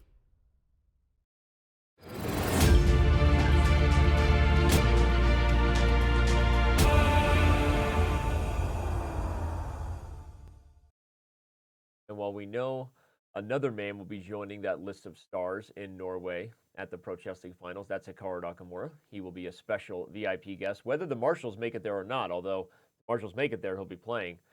The question is, will his opponent be joining him there? Maxime Vachier-Lagrave, trying to keep the France Roosters' hopes and dreams alive, and it's all going to come down to this key game here right now, Anna. It is going down to this one final round where the Marshals need only a point and a half to make it to the next stage of the Pro Chess League season, facing the Armenia Eagles in the next round, meaning that the Roosters will have to score 3 points to turn the table. It's 3 points out of 4 games. Well, I mean, stranger things have happened, right? We've seen comebacks like this before. Obviously, if you're the Roosters and you know that at one point you were down by 4 games in this match, you got to be happy the fact that the hopes are still alive. We know that the Blitz stream himself, Kevin Bourdi, the manager, is streaming commentary in French. If you speak Francais, you can head over there, twitch.tv/blitzstream, and see their commentary going down. But stick with us right now as the key game is coming up. Hikaru Nakamura versus Maxime Vachier-Lagrave, starting in just a few seconds. We're pretty pumped. Now, obviously, we're going to be focusing a lot on this matchup, Anna, but give me your quick hits of Fedoseev, Bacrot, Gusianov, Lagarde, right? Miranda versus Gazzoli. If you had to pick one of those games you think is also going to be key? Fedoseev's game. I think you called it at the very beginning of the broadcast that Fedoseev on board 2 will be crucial for the Marshals. Yeah. We see both Hikaru and Vladimir Fedoseev on, I was going to say 3 out of 3. No, actually, Fedoseev drew his last game against Maxime Vachier-Lagrave, but knowing who was his opponent, Right. that is still a good result. But I agree with you that Fedoseev is a key player for the Marshals, as well as Hikaru himself, of course. Yeah, I think that's a good pick. I'm going to also say that I think the board 4 matchup, Miranda-Gazzoli, I don't know why. I think that Gazzoli found himself a little bit in that last round. If you're just tuning in, Yannick got a victory, his first one of the day, obviously, versus Gusianov in round 3. And after kind of a tough start, a lot of people might have those when you face Nakamura and Fedoseev.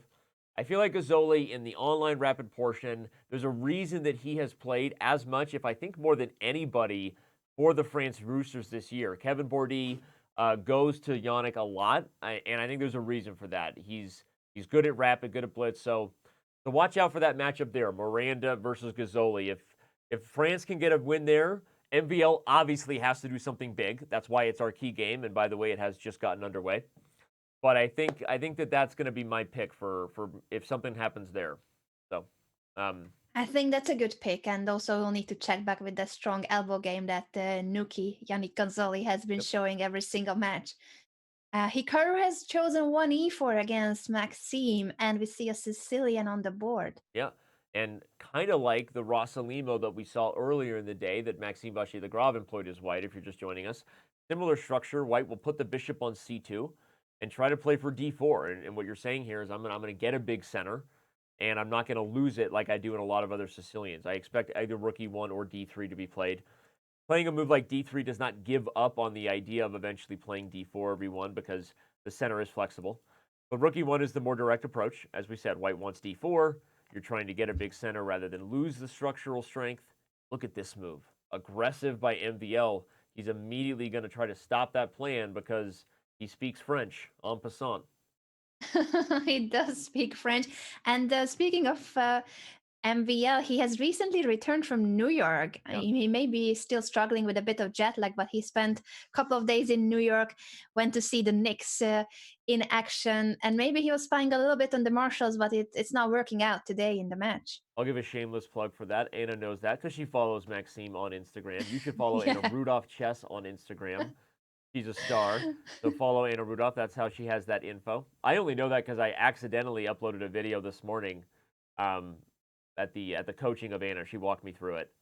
So Nah, Danny, you're great at Instagram already. And I'm very proud that if you have an Instagram account that has a little bit to do with me constantly telling you to it get pretty much Instagram. has all to do with you. I'm not going to lie. So, all right. Well, I was just highlighting you got the 2 pawns versus 1 in the center. This is one of those Aaron Nimzovich imbalances where you've got the better pawn if you're talking space, right? A pawn further advanced restricts more, it gives more squares, but you've got 2 versus 1 kind of as long as this pawn remains backward. So this C4 idea from Maxime is designed to prevent everything we talked about where you get this, right? If this pawn could just sneak by the pawn on C4, we would have a great position for white, but that's exactly why MVL learned to speak French, as we said. He learned it when he was born, and his parents said, one day you'll understand. You're learning to speak French, so if someone does this, you can say, en passant. I was there. I'm loving it. I'm loving it. You were there. You're the godfather. Yeah. All right, A4 played. Interesting approach from white because now if black is saying, look, I'm going to extend to prevent your center, Hikaru's like, well, then I'm going to undermine your pawns here, right? I'm going to try to undermine this queen side expansion. Speaking of these 2 superstars of the chess world, are they there with you physically in your office, Danny? The superstars? You know they are. Yeah, You know I was they are. wondering if we No. could see them We'll later on, definitely maybe. get them to make an appearance soon here. Those who watch Studio C. Let me gather those in a minute, and we'll time travel. We'll see Hikaru and Maxime, because they're Awesome. not. Good to see that. You called me out on a fail, Anna, because normally I get their faces right next to me. I like to have my buddies real close to me when I know they're going to be on a show. But I left Hikaru in his corner. We have a Hikaru corner here in the office. Oh, he has his own corner. When we're back on camera, I'll grab them for you. All right. Well, A4 and Maxime still hasn't reacted to this pawn push. time to think, he says. A time to think. Hikaru is in the zone. Tim for Anna says. We've got a lot of Marshalls fans in the Chess TV chat. Show us your love. I know we call for that, and sometimes you guys don't. But if you are a subscriber to our Twitch channel, or if you are a member on Chess TV chat, give us your emote love. Tell us who you're rooting for. This has become a close match. You rooting for the Marshalls, or you rooting for France? Okay, look at this transition. We take B3. What's happening now? Yeah, if he takes on A8 and then on B5. To remove the bishop. And then he gets E4. No, something feels scary. It feels scary for black. I don't know why. It does feel scary since the black king is still in the middle of the board and the position is opening up. I think your intuition is right here. My intuition says that I think Hikaru is going to be feeling good. And then I'm going to be getting a visit paid by happy Hikaru. Oh, there he is. We also have angry both. Hikaru. But today it's been pretty much all happy Hikaru. Oh, Feeling good, that's buddy? the Hawaii shirt Hikaru. Yeah, I like Hawaii. Playing his best chess. Absolutely. But we also have another buddy here who just pops in from time to time. Hey, everybody, it's me, Maxime. Anyway, I know this is where a lot of the weirdness happens, but this is the conversations we have in the office, you know? It's called role play. It's good to have company. Good to have company. Thank you. All right. We've got the position opening up. Hikaru likes trading the queen side for the center. In the end, I'm happy if I'm Maxime that I got out of dodge, right? You get castled before anything worse happened. Yeah, I'm surprised that he got away from any direct danger against the king in the middle, but it seems that black had the time to castle just in time. Shout out to our Now solo to Facebook D3. viewer, Martin Montoya. Oh, nice. Shout out to you. It took Hikaru's fat heads on the screen for him to say amazing. Definitely not the commentary. But Vachier-Lagrave has not played in a playoff match since the 2018 season, which is kind of a big deal. He was a star for France, actually, the previous Marseille Migraines. Also manager, one of the few 2800s who was a manager and a player, just amazing. But as France, actually, the timing didn't work out for them for MVL last year. He didn't get to play as many matches in 2019. Same with 2018. Same with 2020 this year. He's been busy, but they did get him locked in for this matchup. And will it pay off? Will he find a way to get a win here versus Hikaru? I'm curious, and I'm also curious what was the thought process of Hikaru earlier. He did a face palm, Yeah. was shaking his head a little bit. It still seems to be fine for a while, but maybe he missed something more precise. Oh, wow. Bishop takes f3 is spotted. Nice. He's taking Nice intermediate move. going to head to the endgame. I think if you're Hikaru, what you're kind of saying is, you know, I'm 3-0 on the day. I've gotten my team in this position. I know that I'm playing a fellow super GM here. A draw would not be the worst result. So, and I'm not saying this game is over, but I'm just looking at him simplify the position without really taking any time on the clock, Anna. Probably this is an endgame where white really shouldn't lose. Yeah, I agree with you. And I'm being told in the chat that MVL missed to play knight to c3 earlier. That's what Hikaru Really? was shaking his head about. On what move number? I don't see the move number, but let me try to go back and figure it out. Ah, wait a second. It was C3 here after after d3. d3. What a Oh, move. because the b3 bishop is hanging. All right, that makes What an sense. idea. Wow. This would have actually could have changed everything. If you're looking at the big analysis board, everybody, this is a fork on the knight and the queen. And if white takes it, black eliminates the bishop pair and is left with this ninja on the long diagonal, just spying things. This would have been real winning chances for black. So Hikaru shook his head, or MVL did. You were saying, sorry, I missed that moment on camera. I know it's unlike me. Hikaru did a face palm and then shook his head. So he kind of got away with one there. So yeah. Well, to give the kind of the outside storyline of how black finds a way to win this, you do have one slight advantage, which is the structure, right? You've got this bad pawn on c4. If somehow you found a way to win that before white got any other real counterplay, you do have the long-term 4-on-3 chances, right? So that's the way to look at things on the bright side if you're rooting for the France Roosters, that if anybody has winning chances here, at least on the board, it's probably black fairly. What do you think? Fairly. Yeah, a very slim chance. I think we both would not be surprised if this will lead to a draw. But yes, certainly that knight c3 that Maxime missed is a painful one. But earlier Hikaru had a better position, so ups and downs in this game. But overall, I think we are seeing just simply two of the best players in the world, and in terms of Blitz or Rapid, two of the absolute best players in the world facing each other. Shout out to more than 6,000 of you with us across all the platforms. We did not manage to go live to YouTube today. Forgive us if you are joining us from YouTube. We appreciate you coming over. We saw a couple of comments there, but we still got Mixer and YMGH. I got you, buddy. Shout out to all 7 of you on the entire Mixer server. We've got Facebook. We've got Periscope if you're into Twitter, Twitch, and of course, watching directly on chess.com/TV. The best way to do it. You got all the fun emotes there for our chess community. All right, knight d5 played. We saw a bobblehead from Hikaru, but the engine didn't necessarily like it. Can't you just take twice and say, I'm going to win the c4 pawn? Let's explain this. What's going on after takes? Oh, he has bishop f5 at the end. I didn't see that. And actually, suddenly the tables turned, I think. Yeah, that makes sense. But could black play king to f8 first and then take on c4? So if he takes d5, rook takes c7, do I have time to chase the rook away with king f8? Ah, I love it. And then you take. In fact, Hikaru kind of leaning in there. Maybe. Oh, okay. Maxime already played bishop d6, so.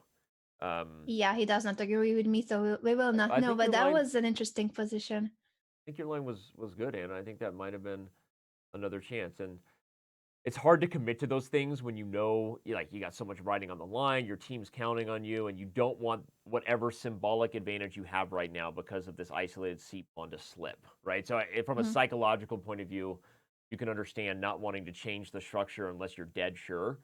Because if it continues down this line, just to paint a picture of how Maxime can win this, everybody, if you get some position where we do eventually win this pawn and you end up with a bishop versus knight, I'm just making moves. This is an endgame that black legit does have good winning chances. The knight is a better piece than the bishop whenever everything is stuck to one side of the board because of its ability to change colors, to remaneuver. It can poke and prod in different ways that the bishop is just kind of watching when he's not flexing his muscles on two sides of the board. So if you can win this pawn on c4, if you're Maxime, and somehow keep the knight versus bishop storyline, that's the way that France has a chance here. But I think both those things have to happen, though, Anna, right? Because if you win the pawn and you go to what? The rook ending, what are we going to have? Icha, right? Draw, right? If you win the pawn and you have knight versus knight, we're going to have a draw. But winning the pawn and getting knight versus bishop does have chances in the long run. Yes, perfectly said. And that is what MVL is aiming for, this practical chance about trying to win the c4 pawn and then have a better end game. I'm also just trying to keep an eye on the other boards for the sake of the match score. Yeah, let's quickly back. I think we'll join this one again in Time Scramble, but let's quickly back up just to quickly touch on those other games, and we'll come back here as it is kind of our key opportunity. I mean, I want to quickly just show the positions. The one that Anna said is super critical. Fedoseev versus Bakro is still very unclear. Yeah, I think it's 3 possible results. It seems to be a messy enough. I love how you said 3 possible results. I need to use that line more often. 3 possible. That's like the best way of saying that I have no idea what's going on, but it still sounds interesting, right? Yes. And I'm really good at that. You know, I have a PhD in BS, right? Yeah. I mean, I'm that's learning my from thing. you. That's like whenever someone says something smart and I go, interesting. Yeah. And like, I don't understand what you're saying. It makes it sound like I know what they're saying too. And anyway, so I love that. 3 possible results, right? PhD in BS. I took notes. Thank you. We've got Gazzoli versus Miranda. I did kind of call this one as a big match for France if Gazzoli can come up with something. But I kind of like Miranda's chances here. You're sort of bluffing on f7. I'm not sure the knight and bishop are really going to get any help. In our last game, Anna, we've got Lagarde versus Gusyanov. Also pretty close to a coin flip. So every one of these games has 3 possible results remaining. Yes, sort of. Although some maybe only 2 possible results. No, I'm kidding. So yeah, I kind of like white a little bit in this Lagarde versus Gusyanov. What do you think? Good question. Maybe it's nothing. I don't know. Double B pawns compensate for the bad C pawn. I like the fact that he's going for this knight maneuver, knight to d3, knight c5, but at the same time, yeah, the black rook was about to enter white's position, so he has to keep an eye on the h2 square. Plays knight to f3, now rook b8. Seems like a good defense by black, unless white can also go for black's weak pawns with the move like rook to a1 in the right moment. I like that idea, and the point is, you're giving up b3 and b2 with check, but in the end, you're actually losing a piece here.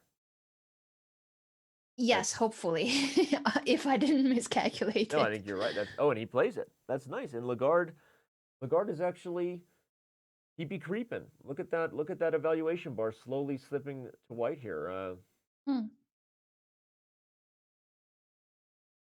So if black cannot take on b3, he will have to protect the a7 pawn with a move like rook to b7, but then white will have time for bringing the knights in, I think. Yeah, this is it's weird when you have this imbalance of 2 knights versus 2 bishops, and while in most positions things eventually become open, which is why you'll hear in chess terminology people prefer the bishop pair. But in a situation like this where the bishops have been blocked completely by the pawn structure, that's really not the case. And actually, why white, as you can see there, translating the evaluation, has a slight edge. And we have a slight result. Let's go ahead and back up the train here so we can just show the final position and what the final moves were between Hikaru Nakamura and Maxime vachier-lagrave. Huge game for Hikaru Nakamura. If you're just tuning in, it's what we've been focused on for the most part. Our big matchup of Super GMs ultimately held by the American, who leads the marshals with 3.5 out of 4 points on the day. And he pretty much just sat tight here, and Maxime could never get direct pressure against the c-pawn. Yes, great game by Hikaru if we take into account his overall performance. Maybe Yep. he's not that satisfied with the result of this one because after the opening it seemed that Hikaru had an advantage, but Right. overall 3.5 points out of 4 games, and just simply dominating in this match has been a very good showing. If you're one of the more than 11,000 of you with us now, and several of you just tuning in from the Twitch front page, this is the Pro Chess League, the biggest, most global event in the chess community these days. And Hikaru Nakamura had himself quite the day, as you can see, finishes with 3.5 out of 4. Some of the best chess we've seen him play all day. Check out the VOD. It'll be available on our YouTube and obviously right here on Twitch. So amazing stuff. All right, he's put the marshals in a position to win the match. New York is 1 point away from eliminating France. They need 8.5. That's the benchmark. So with that key game done, Anna, you take the wheel here. Drive us to which game you think is maybe going to be most critical next.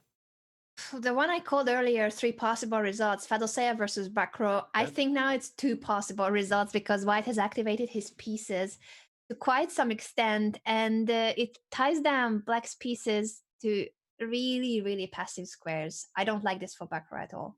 Yeah, unhappy squares. I love the way you describe it, right? We talked about a knight earlier that Hikaru Nakamura had. We called it a unicorn because it was a magical beast of attacking powers. This is more of a donkey, right? But not the funny kind with the voiceover by Eddie Murphy. This is like absolutely this is the really not that bad one. kind of donkey that we sometimes refer to with an A in front of it. It's not the one that is asking, "Are we there yet?" Yeah, are we there yet? That's my job to go full dad mode and talk about my kids' movie. Thank you for leading the way. I also have dad jokes, Danny. No, but this is such a great move. Queen b5. The knight can't move because the pony falls. The donkey falls. You're now threatening, I think, both combinations on b7 as well as c5. I know objectively maybe it's like one of those things. If Black could say pass, they're kind of holding, but with time pressure, 13 seconds for Bakro. Fedoseev getting closer to pouncing. He might join his board 1 partner with a score of 3.5 out of 4 on the day here. Absolutely, it's looking great for Fedosea, and you called it at the very beginning of the show. I'm gonna give credit to Danny for saying that Fedosea will be a key player in this match, and if he goes 3.5 out of 4, that is just another epic result by the Russian Grandmaster. Yeah, he's been huge for the marshals. Now I believe a local player for them, I think, after having played enough games in this season, which helps in terms of the free agent rules. We won't dive into the weeds of that, but let's just say it helps the marshals' chances as they try to put together a championship Pro Chess League debut here in the 2020 season. So what's he thinking about? Why can't he just take c5? Let's just take a look at it. I guess it lets the knight come back and apply a fork here of the queen and rook. So instead White is going to try to sit tight and come up with something else. It looks like White has the time to do pretty much anything because Black's pieces are so passive and he doesn't have a way to get out of it. A move like Rook d8, wow, I think would have failed due to tactics, and it's also simplification. tactics now. Oh, You know, that again, I did not see. From a match point of view, I think that's why he did what he did. Honestly, I think that was could the be. ultimate team player move there. As we've said, if some of you are new to the Pro Chess League, it is a team event. So the magic score for New York is 8.5, and he could have probably sat on this position, as Anna said. I mean, even moves like, instead of taking, I mean, even moves like h4, a4. What does Black do, right? Black has no moves to make with these pieces. But instead, he sees, look, I can simplify everything and go to what we call a 2-result position where only White can win, even if I don't have great winning chances in this endgame, right? Black can win back a pawn. Rook endings are close to draws. But I think that was a great team player move, Anna. I agree with you. I'm a little disappointed that we didn't see anything spectacular, but at the same time, Fedoseev is doing what is needed for the team. And with only a point, they only need a point for the team victory. This is great strategy by the Russian Grandmaster. I'm just going to quickly take a look at the other boards as well, since we are so close to the end. Yeah, we'll keep this one on the live board so you can have Fedoseev and Bakro on camera. quickly flashing over to the fact that Gazzoli and Miranda are still in a crazy position here where I don't even know how to evaluate rook and knight versus rook and bishop. Which duo is better? Who knows? This Yet- is really massive. While for Gusainov, I think Lagarde has really good winning chances. He has already entered black's position, the rook on the 7th rank, Yep. this knight on b7, about to jump to d6. Looking great for Maxime Lagarde. Well, honestly, as I'm talking about and applauding Fedoseyev's practical choice to kind of go for a draw maybe there on that live board, maybe that'll backfire because I don't know, Anna. I mean, we might be headed toward a tie here.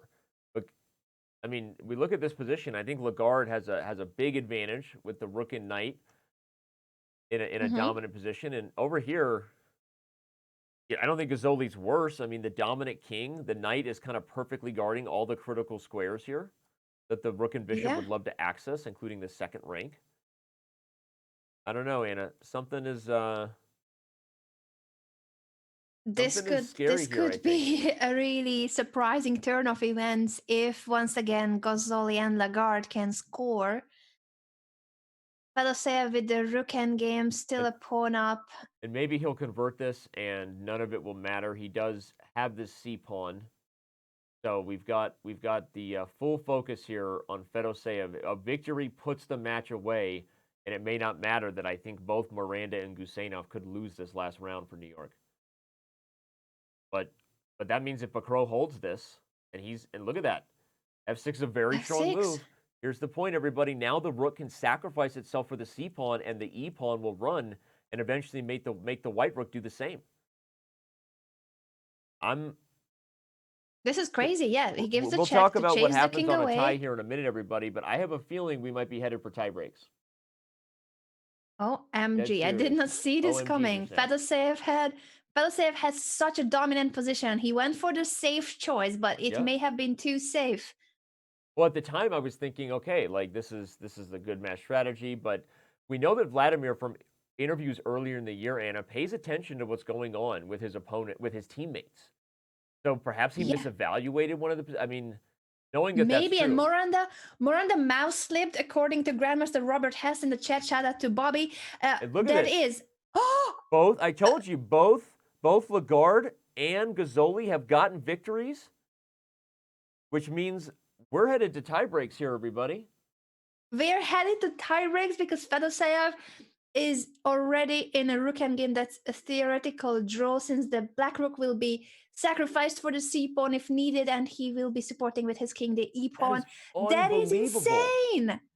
Oh my God! I mean, Vladimir Fedoseev in a great position earlier, dominating, has now gone into what looks to be a drawn endgame. Again, as we highlighted, everybody, this pawn can't queen without checks from the rook. Now, you play this move so you can shield the king and get a queen, which is what he's going to do. But then the e-pawn is going to be far enough for black to draw. And if we bring up the analysis board, we can see that it's not just our human analysis here. Computer agrees it's dead equal. We are headed to tie breaks, ladies and gentlemen. I can't believe it. I still can't believe it. From the position that Fedoseev had, black couldn't move his pieces, and he simplified the position. Now it's 2 kings on the board, official 8-8, and we're gonna go for tie breaks in this playoff system. Danny, wow. Unbelievable finish. I literally thought the storyline here was going to be Hikaru Nakamura's dominance, which he was, right? Vladimir Fedoseev following suit, and the rest of the team doing what they needed to do, but instead, France completes an epic comeback and has now tied the match 8-8. We are headed to tie breaks. Don't go anywhere. When we return, we will tell you everything that we have in store in our Pro Chess League tiebreak format. There is more chess yet to come. We are in overtime, ladies and gentlemen. The Pro Chess League playoffs, New York versus France, headed to tie breaks when we come back.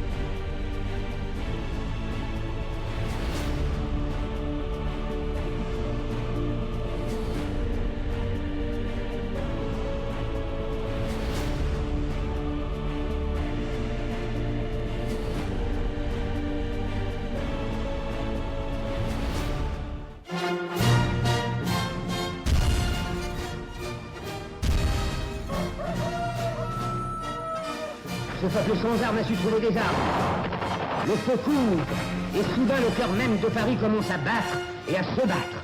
Et soudain claque le premier coup de feu.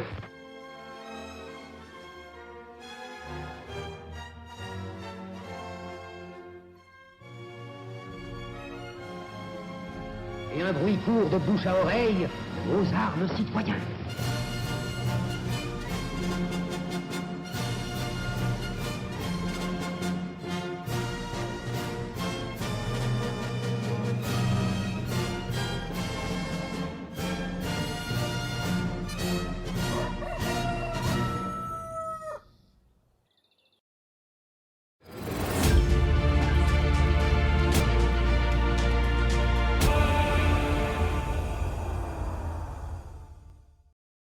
You know what's not overrated is hype videos for the France Roosters. Those videos I love deliver it. every time.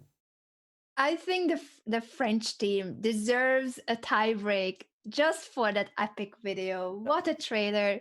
We're going to see a tiebreaker match and we will explain shortly the system. But before that, this has been our daily question and we have a couple of answers from you guys. Yeah, to start, we've got JT the Catan, who's always awesome for us on social media. Thanks for bringing the hype. Of the 2,700 plus players, it's a toss-up between Mamajarov and Yu Yang Yi. Doc played more games consistently badly. Yu had one bad week, but it had less impact on the team. I like that he knows his Pro Chess League, first of all, and clearly a true fan. And I don't know that I really disagree with him. You want to take our Marshals one? Absolutely. I love to see the Marshals being so active on social media and also in our chat during the broadcast. They're saying you got to go with Duda, great player, but Poland missed the playoffs and he had a performance rating of 0. 0 is the lowest performance rating you can have in chess. That's true, but it's also not. Oh, wait, no, it is the worst before. I was going to say, I was going to do a negative thing, and I was wrong. LOL, I don't do math. Okay, at Otis169, our next tweeter says, whoever came up with this question, that's just cold. Agreed. We are cold-hearted here at Chess.com. But we're also bringing you action and fun, including overtime today as the 2020 Pro Chess League playoffs roll on. This is our first overtime match of any that we've had here in the year 2020, and so this is our first opportunity to tell you how the tiebreaker system works. Those of you that are true fans of the league know that we've seen this dog and pony dance before. In fact, in our first ever live final in San Francisco, Anna and I were there. We saw it ultimately come down to board 1 versus board 1. Zavan Andreassian's legendary fist pump for the Armenia Eagles after several tries. But instead of talking about that, I'll just read it for you real quick. It's very simple. The tiebreak elimination is basically just a ladder. You play for your team until you lose. If the players draw, you both get up, and musical chairs, the next two players get in. Yes, this often comes down to board 1 versus board 1. What does that mean? That means we're often, and most likely here, going to see a Hikaru Nakamura versus Maxime Vachier-Lagrave blitz game for all the marbles. I'm so hyped right now. I'm so jazzed. We got about 8,000 of you across numerous platforms. I cannot wait. Tell your friends. Use the hashtag ProChess. Bring the hype, everybody. Bring it over because this is about to get real here as our first Blitz tiebreak is about to get underway. This is absolutely getting real, and I see the Pro Chess League Commissioner Greg Shahade in the chat posting a poll. You guys can vote whether it's the New York Marshals or the France Roosters that will make it to the next stage of the Pro Chess League. I'm retweeting it, so in case you guys are not following the Pro Chess League account, already bad, but you can also find it now on my social media. I don't know what's going to happen, Danny. I saw that the Marshals have been dominating the match, but then we saw the mouse slip by Miranda. We saw Fedoseev in a dominant position going for the two possible result choice of simplifying the position, but maybe it was too much. They gave away all the advantage they had in that moment. Yeah, you're right. As the opening gets underway, I'm like you. I'm thinking back about that. I'll quickly flash it just to show because Anna was talking so much about the game that maybe got away from the Marshals, and the last one was right here. If we're evaluating the position on the board, right about here where the rooks enter, this is a clearly better position for White, almost winning maybe, and he simplifies with bishop takes c6. At the time, to my applause, because I thought, okay, he can't lose, and I assumed the other boards would at least get a draw. for the Marshals, but instead they lost both. Any other move in this position just sits tight, and white is in fantastic shape. Instead, Fedoseev simplified and went to this endgame, and that might be why we have tie breaks right here, because of Vladimir's decision. So, anyway, right now it's put up or shut up. Regardless of how we got here, we have liftoff. Pro Chess League playoff overtime. Some would say it's the most exciting event in sports. Take that, Stanley Cup overtime. I think it is true, even if I'm a little bit biased. But now we are seeing the first tiebreaker of the 2020 Pro Chess League. Miranda with the white pieces against Gozzoli. Once again, it's a ladder format. 3+1 is the time control. 3 minutes plus 1 second increment. They need to adjust very quickly to blitz time control. And at this position already is looking promising. Shall I say 3 possible results? You know what? It took me a lot of hard work to get my PhD in BS, but I feel like you're one of those talented students. You're gonna have a PhD in BS in no time. Yep, 3 possible results. Thank you, Danny. Miranda plays the move knight to e2 just now. He wants to make a trade, and I think if I'm giving one player an edge, it goes to the man from Poland, free agent for the Marshals, because of the positional edge. We have an isolated queen pawn here. He'll take back, and at some point, if black can blockade, there is a small weakness here. Honestly, I'm not looking at anything super spicy, though. Remember, in the format, if the game is drawn, you're eliminating both yourself and your opponent from this ladder playoff. But okay, I think that at least white has 2 results, right? This is a better position for white. Bad pawn on d5. Can he convert? Yeah, I really like how Miranda has continued from that initial position. I do feel like he has a slight advantage here. As you said, it's already more like 2 possible results because of the isolated pawn of black. This is a structural weakness, and after several trades that we have just witnessed, it is the kind of position where black doesn't have enough counterplay to go for a kingside attack. And therefore, this should be a slightly better middle game, almost end game for white. I don't know what that look was from Gozzoli there, but if anyone can clip that and send me that clip on Twitter for future blackmail of Yannick Gozzoli, I would appreciate that. I didn't see it. I was so focused on the isolated pawn. No, it's okay, and I'll get you a diamond membership. I'm not kidding. Send me the clip. I don't know what was going on there from Yannick. That was funny. Cool. All right, queen b4 plays. I wish I could have seen it now. I really want to know what happened. I don't know what he was doing. I don't know. Greg Shahade wants his diamond membership. Always so greedy, the commissioner. Clip it and send it, Greg. No free diamond memberships, buddy. Okay, knight f3 played. Now here comes queen b6. This is going to be a strong idea. You hit the knight. Oh, he just trades because he's going to own the c file. Rook c5, maybe? Okay, he goes rook c2. Yeah, I like rook c5. Mm-hmm. Okay, we're already getting in time trouble. Again, everybody, this is no rest for the weary. We are instantly in a time scramble. Where white's definitely better here. I mean, again, we've been highlighting the only open file belongs to the first player. The only real positional weakness is d5. But with rooks and knights on the board, this is, it's holdable territory for sure for black. H5, he's making sure that he's gaining some more space on the king side, but also that prevents white from being able to push his pawns. Rook back to c2 and knight back to f6. This is already the blitz territory where we may not see the most precise moves, and sometimes it's all about winning time. So knight f6, right. Now it goes back to e4.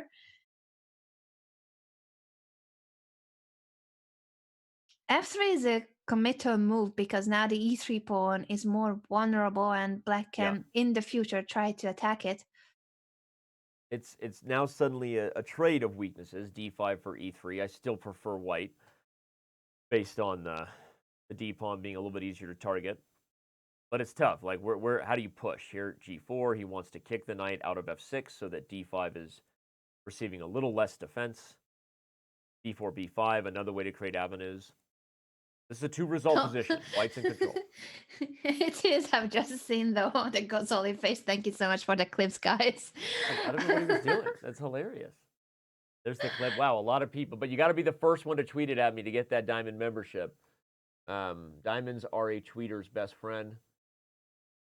And All right, so now you've had a transition into a rook ending.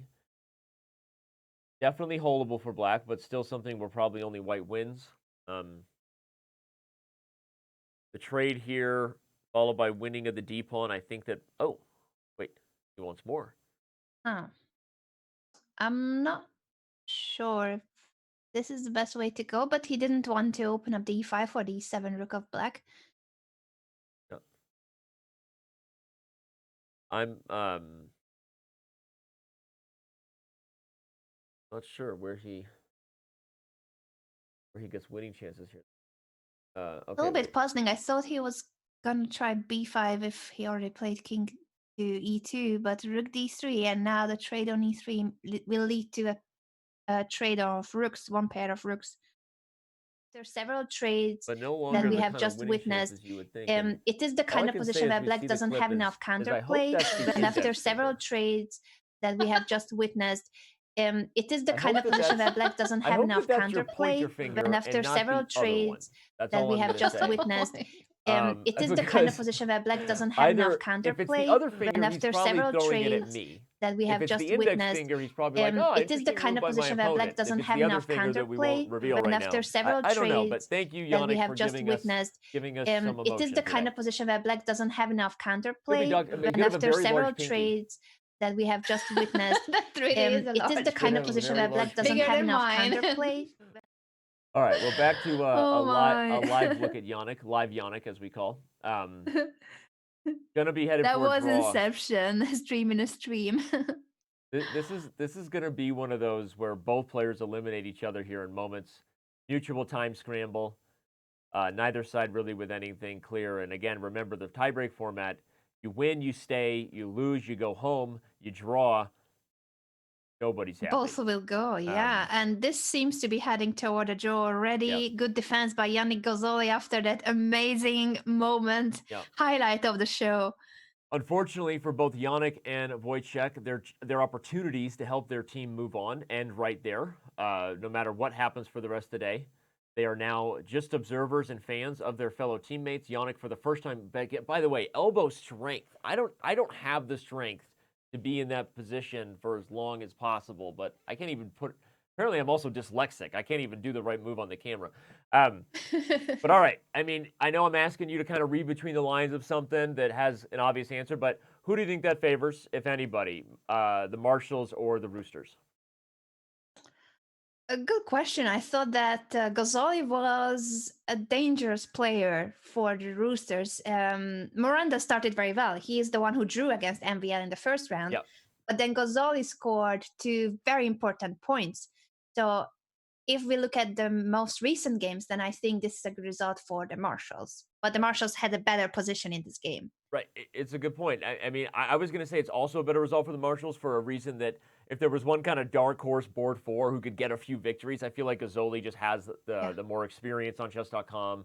3-1 is the time control of Title Tuesdays. He plays a lot in Title Tuesdays. So, but that said, I know the obvious answer to that, which thank you for not taking, is it doesn't really matter because it's all going to come down to Hikaru Nakamura versus Maxime Vachier-Lagrave, which is why nobody will be going anywhere. Do not go anywhere because this is fun, and I think we're going to have some exciting, interesting chess. And who knows, right? I mean, we have some great Blitz players. I think I put Lagarde as the slight edge versus Guseynov. I don't know why in the game about to come up. Guseynov plays more in Title Tuesdays than Lagarde, actually. So maybe I'm wrong. Your thoughts? I think Lagarde, I have the feeling that Lagarde is an even more dangerous Blitz player. But as you said, Guseynov plays more often on Chess.com and in the Title Tuesday, so that's a factor too. Well, let us know We in shall chat what you see. think.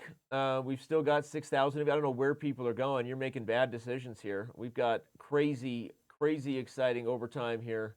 And I can't wait to see what happens when the speed chess time control that these two, Hikaru Nakamura and Maxime Vachier-Lagrave, normally play goes down here in a few minutes, assuming that's what happens. But all right, the next game is getting underway, I think, in seconds. We've got Kadir Guseynov versus Maxime Lagarde. Overtime continues here between New York and France. Absolutely. And it's true that Lagarde has scored better today for the French team. Guseynov only half a point. He has been the worst performing Marshall in today's match, but this is a different time control, 3+1, anything can happen. So we shall see. Maxime Lagarde with the white piece is going for e4, and we'll once again witness a Sicilian defense. Sicilian underway. Jake Loans coming at us from Mixer. A clarification on the board one tiebreak. It's very simple. You just switch colors and play again. So the match continues until we have a winner. Yes, that means we could be here all night long. Anna doesn't have anywhere else to go. It's probably going to be like 2 a.m. in Spain or Ireland. I can Ireland. never keep track of where you're at these days. I don't mind if it's gonna be 2 a.m. because if that's what it takes to see Hikaru versus MVL for 4 hours straight, then I'm gonna be here. I'm gonna be here. Hey, what else? What else are we gonna do? All right, so we've got another Rossalimo, kind of Sicilian. We've been talking about this structure a lot. Oh, mouse slip. Oh, you see that? Oh, that He is just went, "Oh my." hilarious. No, poor Gusainov. Thankfully, he dropped his mouth below the cam because I'm pretty sure an explicitive was just whispered. That was Oh my. less than ideal, unless it's the psychological Bon Cloud Gambit. One man. Could Goes be. off. Hikaru's preparation on the team. I- Oh my. The problem with one of these games, Anders, you walk by and you look at it, and everyone who's tuning in right now says, "Why isn't Black just castling? Why doesn't Black just castle? Like, it just looks like Black can just castle, but you can't. You move your king." Absolutely.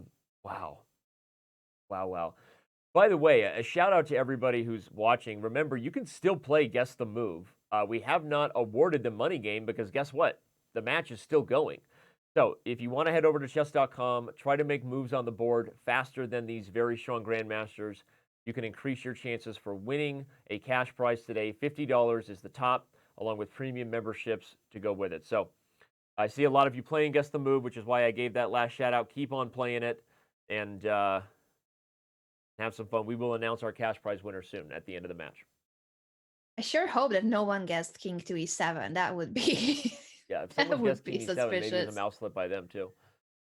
Yeah, Miranda in the chat in this game on chess.com saying, first my mouse slip, rook E1 instead of rook to D1 against Gozzoli. Now this, God truly hates New York today. That's what he's saying. Well, I'm just they were quoting. in control, right? New York was in control. I know there was a couple mouse slips, They but were.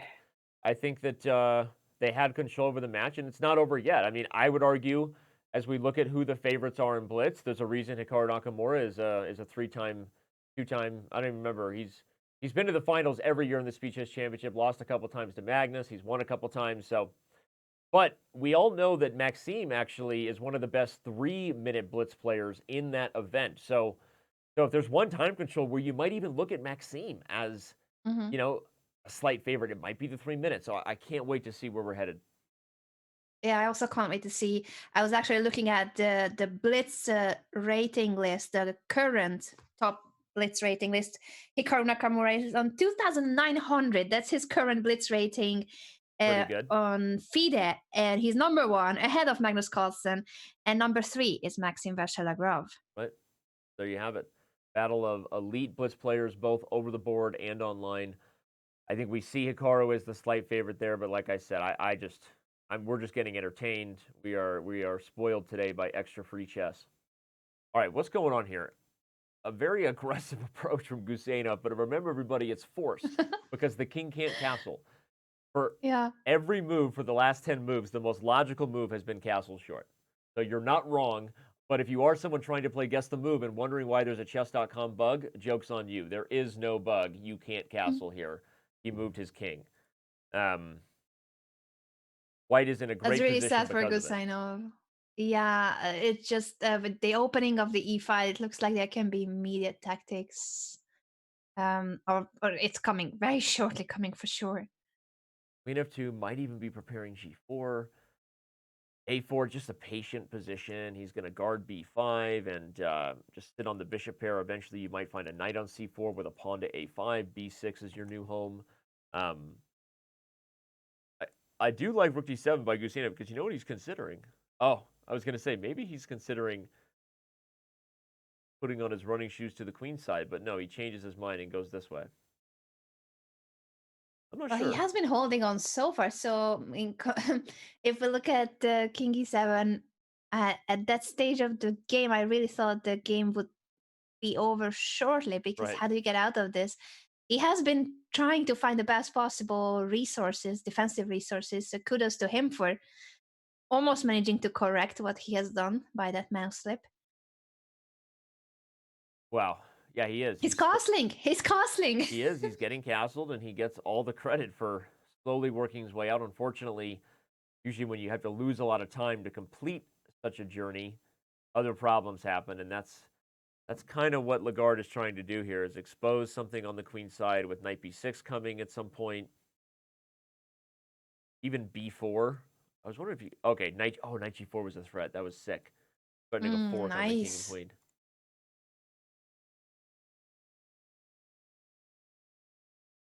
He has spotted knight g4. That was an attempt to win the white queen, and he's now expanding on the queen side. Bishop d4, beautifully placing that on the long diagonal. And here, oh, this is still looking really sad for black with the king on g7 already, but still in trouble. Look at the black pieces on the back rank. Yeah, everybody has gone back to their home, but they're not happy about it.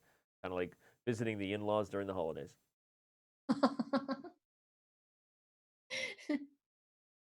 I'm not gonna comment on that. Yes, smart idea. Smart I idea. should be on the safe side. You're in a newer relationship than my 15 years of marriage, so good pro tip, right? Yeah. Hold back on Thank that you, one. Danny. Thank you for the all right. free lessons on BS and also on in those.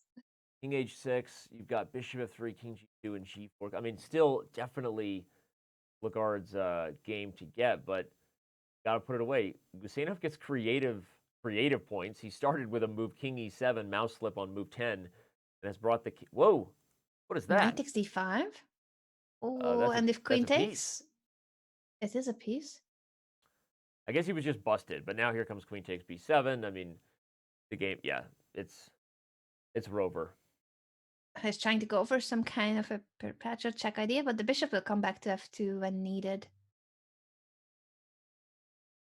Okay. It's over. Checks for good measure. Always check it might be made.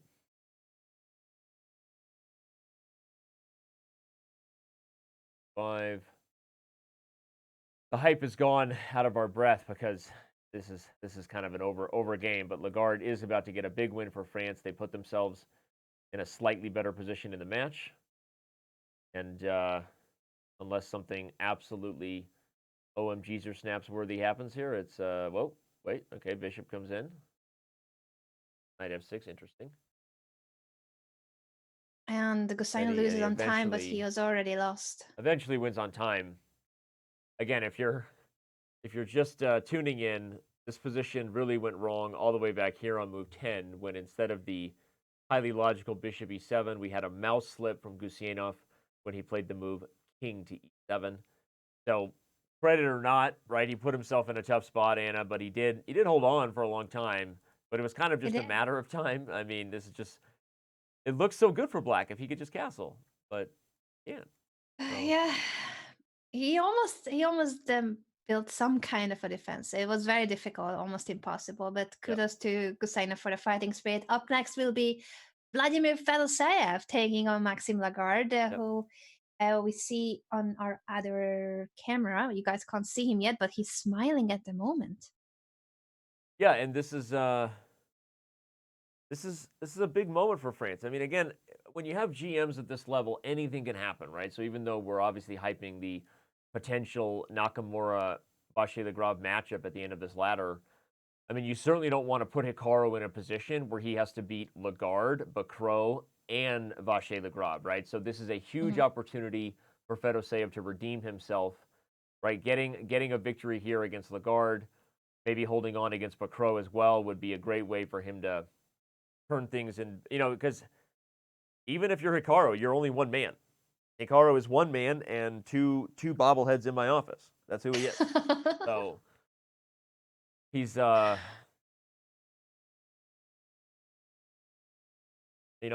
he doesn't want to be put in a position to have to play everybody. So Fedoseev, time to stop the France train. If you can do so, the game starts now, and we're waiting. I think the players are ready. This game is about to kick off. Once again, it's a ladder format. So Maxime Lagarde is still sitting there. Board 3 of the Roosters. He knocked out Gadir Gosainov, and now it's facing board 2 of the Marshalls. As Danny already explained, yes, Hikaru will be the last player of the Marshalls that the Roosters will need to Unless Fedoseev, eventually unless beat. Fedoseev wins out, right? I mean, anything. It's True. Yeah, you're right. So if Fedoseev starts winning and then beats Vachier, then it could also be that Hikaru doesn't play. Depends on what's going to happen in this game. A lot depends on this. Yep. Well, we're into Fedoseev versus Lagarde. Exciting stuff. And we have a bit of backstage information from the chat that's basically open between all of these players, so they can see. It's mainly for the communication with our team. But Gustainov was apologizing for his bad play, for the mouse slip and flagging in another game. He clearly is sorry for what happened to his team because of him. But getting positive responses from his teammates. Miranda telling him, man, cheer up. We feel you. Right? And Yeah, it's good, absolutely. right? I think that's important because if the Marshalls win and hold on here today, right, you want to have the best feelings and vibes. Everybody will probably be playing again next week, right? I mean, I think that this lineup here with Nakamura, Fedoseev, Gusianov, Miranda is about as dangerous as it gets, right? So, I mean, no reason you would probably go away from this, assuming the Marshalls move on. So, good stuff, positive sportsmanship, awesome by Miranda to encourage Gusianov on a bad day. All right. Definitely. And he said that they still have Fado and Naka. Fado with the white pieces here. Can he knock out Maxime Lagarde? I don't like where it went out of the opening, but I guess we'll just stay here and say that close to equal. Meaning, I always assume when someone plays a Dutch, they should be clearly losing before move 10. I guess that doesn't always happen. In this case, Black actually is in decent shape. He can get castled, and you already have the e4 square available, which is kind of your whole idea of the pawn f5. He does so. Here comes knight e4. The reason I say that normally White has a little bit more for opening the position. You want things like h5. You want to undermine these pawns, but I don't see a clear way forward for White. Maybe knight d2. Try to guard e4. Oh, he doesn't. And that's what he goes for. But I do agree with you. This looks comfortable for Black. And White still has to take a moment to place that king into safety. But where is safety? Castle king side. The h4 pawn is a bit vulnerable. So castle queen side. Wow, that's brave. Yeah, that's a bit spicy for Big Vlad. Big fish, as they would say. Robert Hess would be yelling at me in chat, saying that's Vladimir Kramnik's nickname. But the big fish has, I mean, that is some risky chess. Castle's long. Now you're bringing, oh my God. I don't like this at all. I mean, b5 called. Wants to open up its variations here toward the king. I don't like this at all for White. The knight's going to come around to c5. b5 is going to open up the position. We've got a battery on a2. I like b5 a lot, even if it will be a pawn sacrifice or two. The position is opening up. Those bishops, g7, e6 bishops will be extremely dangerous, and the rook on the b file. Looking great for Lagarde. This looks fantastic. And you've got two bishops. I mean, this is like Hikaru Nakamura better be, getting his stretch on. He better be stretching, get himself refreshed, because it might all come down to him to save New York's chances in the Pro Chess League this year. I think it will all come down. Oh, a piece sacrifice after g5. Bishop takes g5. But is it for an actual attack, or it's because of simply out of necessity? The bishop was struggling I was going to already. say, I don't think he had a choice. I mean, Lagarde can even play like knight b4 here. You can just take g5 when you're ready. I don't know. This feels like... he may not even want it. He may not even want to just continue the attack on the queen side with bishop takes c4. Oh my gosh. Wow. When you give your opponent a piece and they don't even need to take it to be winning. Hashtag feels bad, man. Absolutely feels bad, man. And Robert is yelling at you in the chat for the big blood. Definitely. Shout out to Robert, of Save course. your voice for later tonight. Alexander Botez and Robert Hess will be hosting the matchup between the China Pandas and the California Unicorns, a big one coming up. So if you had something to do in the afternoon, you are allowed to do a few errands and then rejoin us later on for that matchup. What a story of the day. New York is up by 4 games early in the match. They're up by 2 heading into the last round, and now it might all come down to Hikaru Nakamura to save the day, because Fedoseev is getting crushed here by Lagarde. This move knight e4, I think he's going to be resigning soon. This is just horrible. How do you deal with this? I have no idea. This seems to be completely over, starting to take on c3 and then a2, or yeah, depending on the move order, but it's just about precise calculation. 93 check. He goes back to b4. Okay, hopefully he will not repeat 3 times, but that was just a test. He can move back the queen to c6 if needed. Yeah, you can play tickle here. I mean, queen c6, I guess you're right, makes sense. You can't take it because the rook does pin the knight, obviously. Trying to find, okay, he goes for it. I was going to say, is there any bigger knockout blow with something like knight takes a2, but I guess there wasn't. Makes the simple retreat, and you still have c3 problems. Knight takes a2 now. Knight takes a2 now. Let's not forget that at the end of variations, there's still a bishop hanging on g5. Unfortunately for white, Yeah, even if he manages to trade queens. Oh no, rook takes d2, trade on c3, and in the end, Fedoseev has lost the thread on the day. Just heart goes out to the big fish. I mean, he has been the hero, and I guess it didn't work out for him today. He was in a position to maybe win the match for the marshals in regulation, and now he's going to be eliminated by their board 3 in the playoffs. Yes, a piece of endgame. Maybe Lagarde has something even more dominant than this, but this is a very good practical decision to go for an endgame with the extra piece. Easy money, as they say. Lagarde is in a great spot. Speaking of which, the French team confirmed already a couple of times in their interviews that the players are playing purely out of passion. They have friends and they are dedicated to their teams, but there's absolutely no sponsorship, unfortunately, yet for the Roosters, and therefore they are not making any money out of their participation unless they win prizes. Wow, I don't even know where to go with this. I mean, this is like right now it's all on Hikaru's shoulders. Winner go home, literally. And remember, this is a horrible position to be in if you're Nakamura, because if he draws, the game is over. The match is over. Yep. So he's basically playing must wins from here for the end of it, all the way to get MBL as a reward if he manages to beat Lagarde, if he manages to beat Bacro, when those guys are playing with draw odds.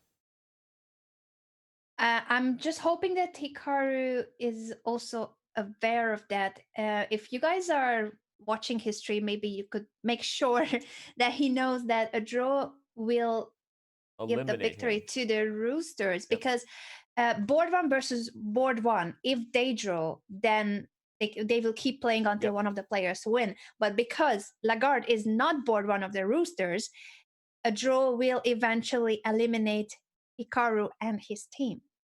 If anyone can do it, I think it's Hikaru. But this is a super tough spot to be in. These are not weak grandmasters, right? You're talking about a guy in Maxime Lagarde who's ranked 2,800 on Chess.com server. You can see it right there, right? I mean, and again, when you're in a position of playing with house money, so to speak, right? A draw wins. It makes it even easier for you. This has been quite the day right now. It's not over yet.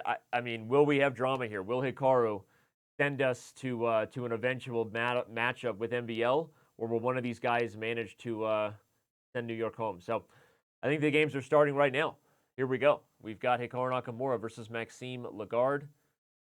Absolutely, and Hikaru is aware of the rules, so he knows that he will have to beat Lagarde, and then he'll have to beat Bacro to then have a game against Maxime vachier-lagrave. It's gonna be insane if it happens, but this is what we are up for.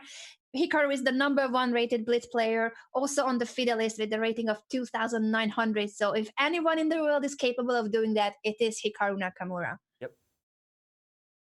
Well, he's streaming. He's got his fans supporting him. Kick it, Kyle. The Pro Chess League playoffs overtime action continue here. It's been an amazing day for Hikaru. He's played some fantastic chess. He was 3.5 out of 4, as you can see, after regulation. but now he has to win every blitz game from here on out in order to keep New York's hopes alive. This is, I don't know, I guess it's a script you couldn't write. I'm just, like, my breath is kind of taken away here, Anna. This was like, it was a 2-game lead for New York, like a half an hour ago, heading into the final round. Just insane. I know. And Hikaru was And the playing mouse perfect slip chess. by Miranda, Fedoshev in a completely winning position, simplifying instead of wanting to find a precise calculation line. It was just so many small details that in the end turned the match. Yep. And now this is it. Hikaru has to win. Takes a Caro-Kann approach. Not a bad idea. You're looking for something flexible, I guess. You're looking for something, you know, without like forcing draw lines, right? Some of the Sicilians can have a lot of bite as far as being double-edged, but there's also some variations that I think, you know, can make a victory with black very difficult. Here, Hikaru will have his blitz kind of prowess on display, where he hopes that he can be faster, you know, and gain time on the clock in kind of a dynamic position, eventually play his opponent when it matters most. Yes, that's right. I If still Hikaru can't draws believe that this this is game, what we are seeing. it's over. Yeah, this is it. He has to beat Lagarde, and then he has to beat Bacro, and only then, when it's board 1 versus board 1, that's when, in case of a draw, the players will keep playing until one of them wins. Crazy, crazy stuff. And this H5 sort of advanced Caro-Kann, this is sort of a typical approach for white to switch gears with C4, trying to open the center rather than as soon as you see C3, you kind of see a pawn chain and a space advantage, hoping for advancing on the king side. But in this structure, makes more sense with black having tried to hold down the light squares, but at the cost of keeping the king in the center. Makes sense to try to open up the position. We know a lot of you guys are B4. following us here. A lot of you are also following Hikaru Nakamura's commentary. We've got still more than 6,000 of you with us across all platforms. Thanks for being here.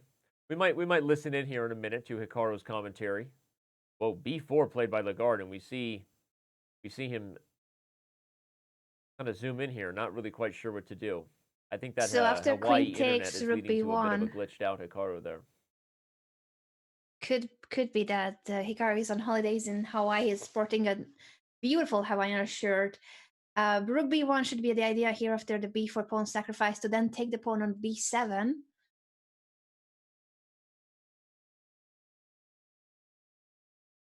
We also have, apart from Hikaru streaming, obviously, his own games and the New York Marshals match, Kevin Bordy, the captain of the France Roosters, is streaming in French in this very moment. So over 1,000 viewers as well. Lots of interest in this match, and it all goes down to the wire. This game could be the final one if Hikaru Nakamura fails to win with the black pieces.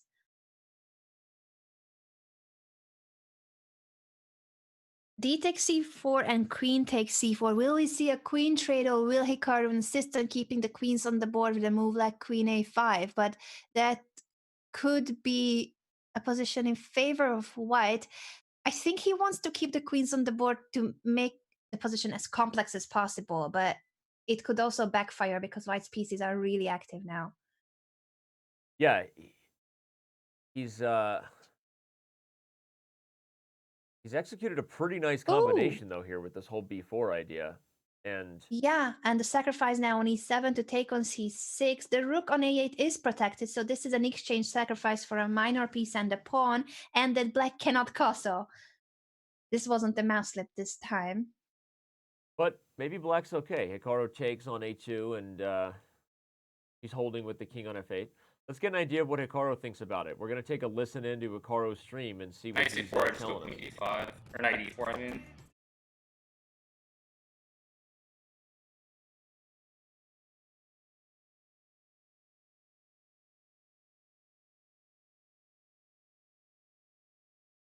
Oh, then you win. Whoa! Uh-huh. Uh-huh.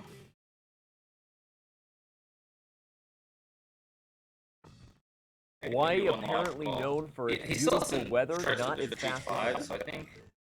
Oh, that is a pity, but we still see Hikaru trying to convert this exchange up into a full point, which his team badly needs. This is it. If Hikaru wins, they have a chance to make it to the next stage. But with a draw, the France Roosters will be eliminating the Marshalls. We've got 6,000 of you with us across different platforms. We've got 1,100 plus people. Whoa, Knight G5 check is played. Seems like a bit of a tilt idea, or it's mating. Either this is the New York Marshall season, or Hikaru is holding on. He backs up the king instead of taking the knight. Interesting. But we, as I said, more than 1,000 people watching this in French. Thank you for being with us. Even those of you who have no idea what I'm talking about because you're watching Kevin Bourdie and will never hear this. Okay, wow, Queen F5. What a nice move by Hikaru. That's holding everything. And Lagarde just resigns because he's down a Beautiful. rook. And yes, that victory wins the knight on h7, a full rook, as Danny pointed out. The New York Marshalls with a chance to stay in the Pro Chess League. It's all on Hikaru's shoulders. While we get ready for the next game, let's do a quick recap there because I got a little distracted there as we were listening to Hikaru, but I want to kind of applaud this approach. How do you play must-win situations, Anna, right? I mean, that's such a tough question.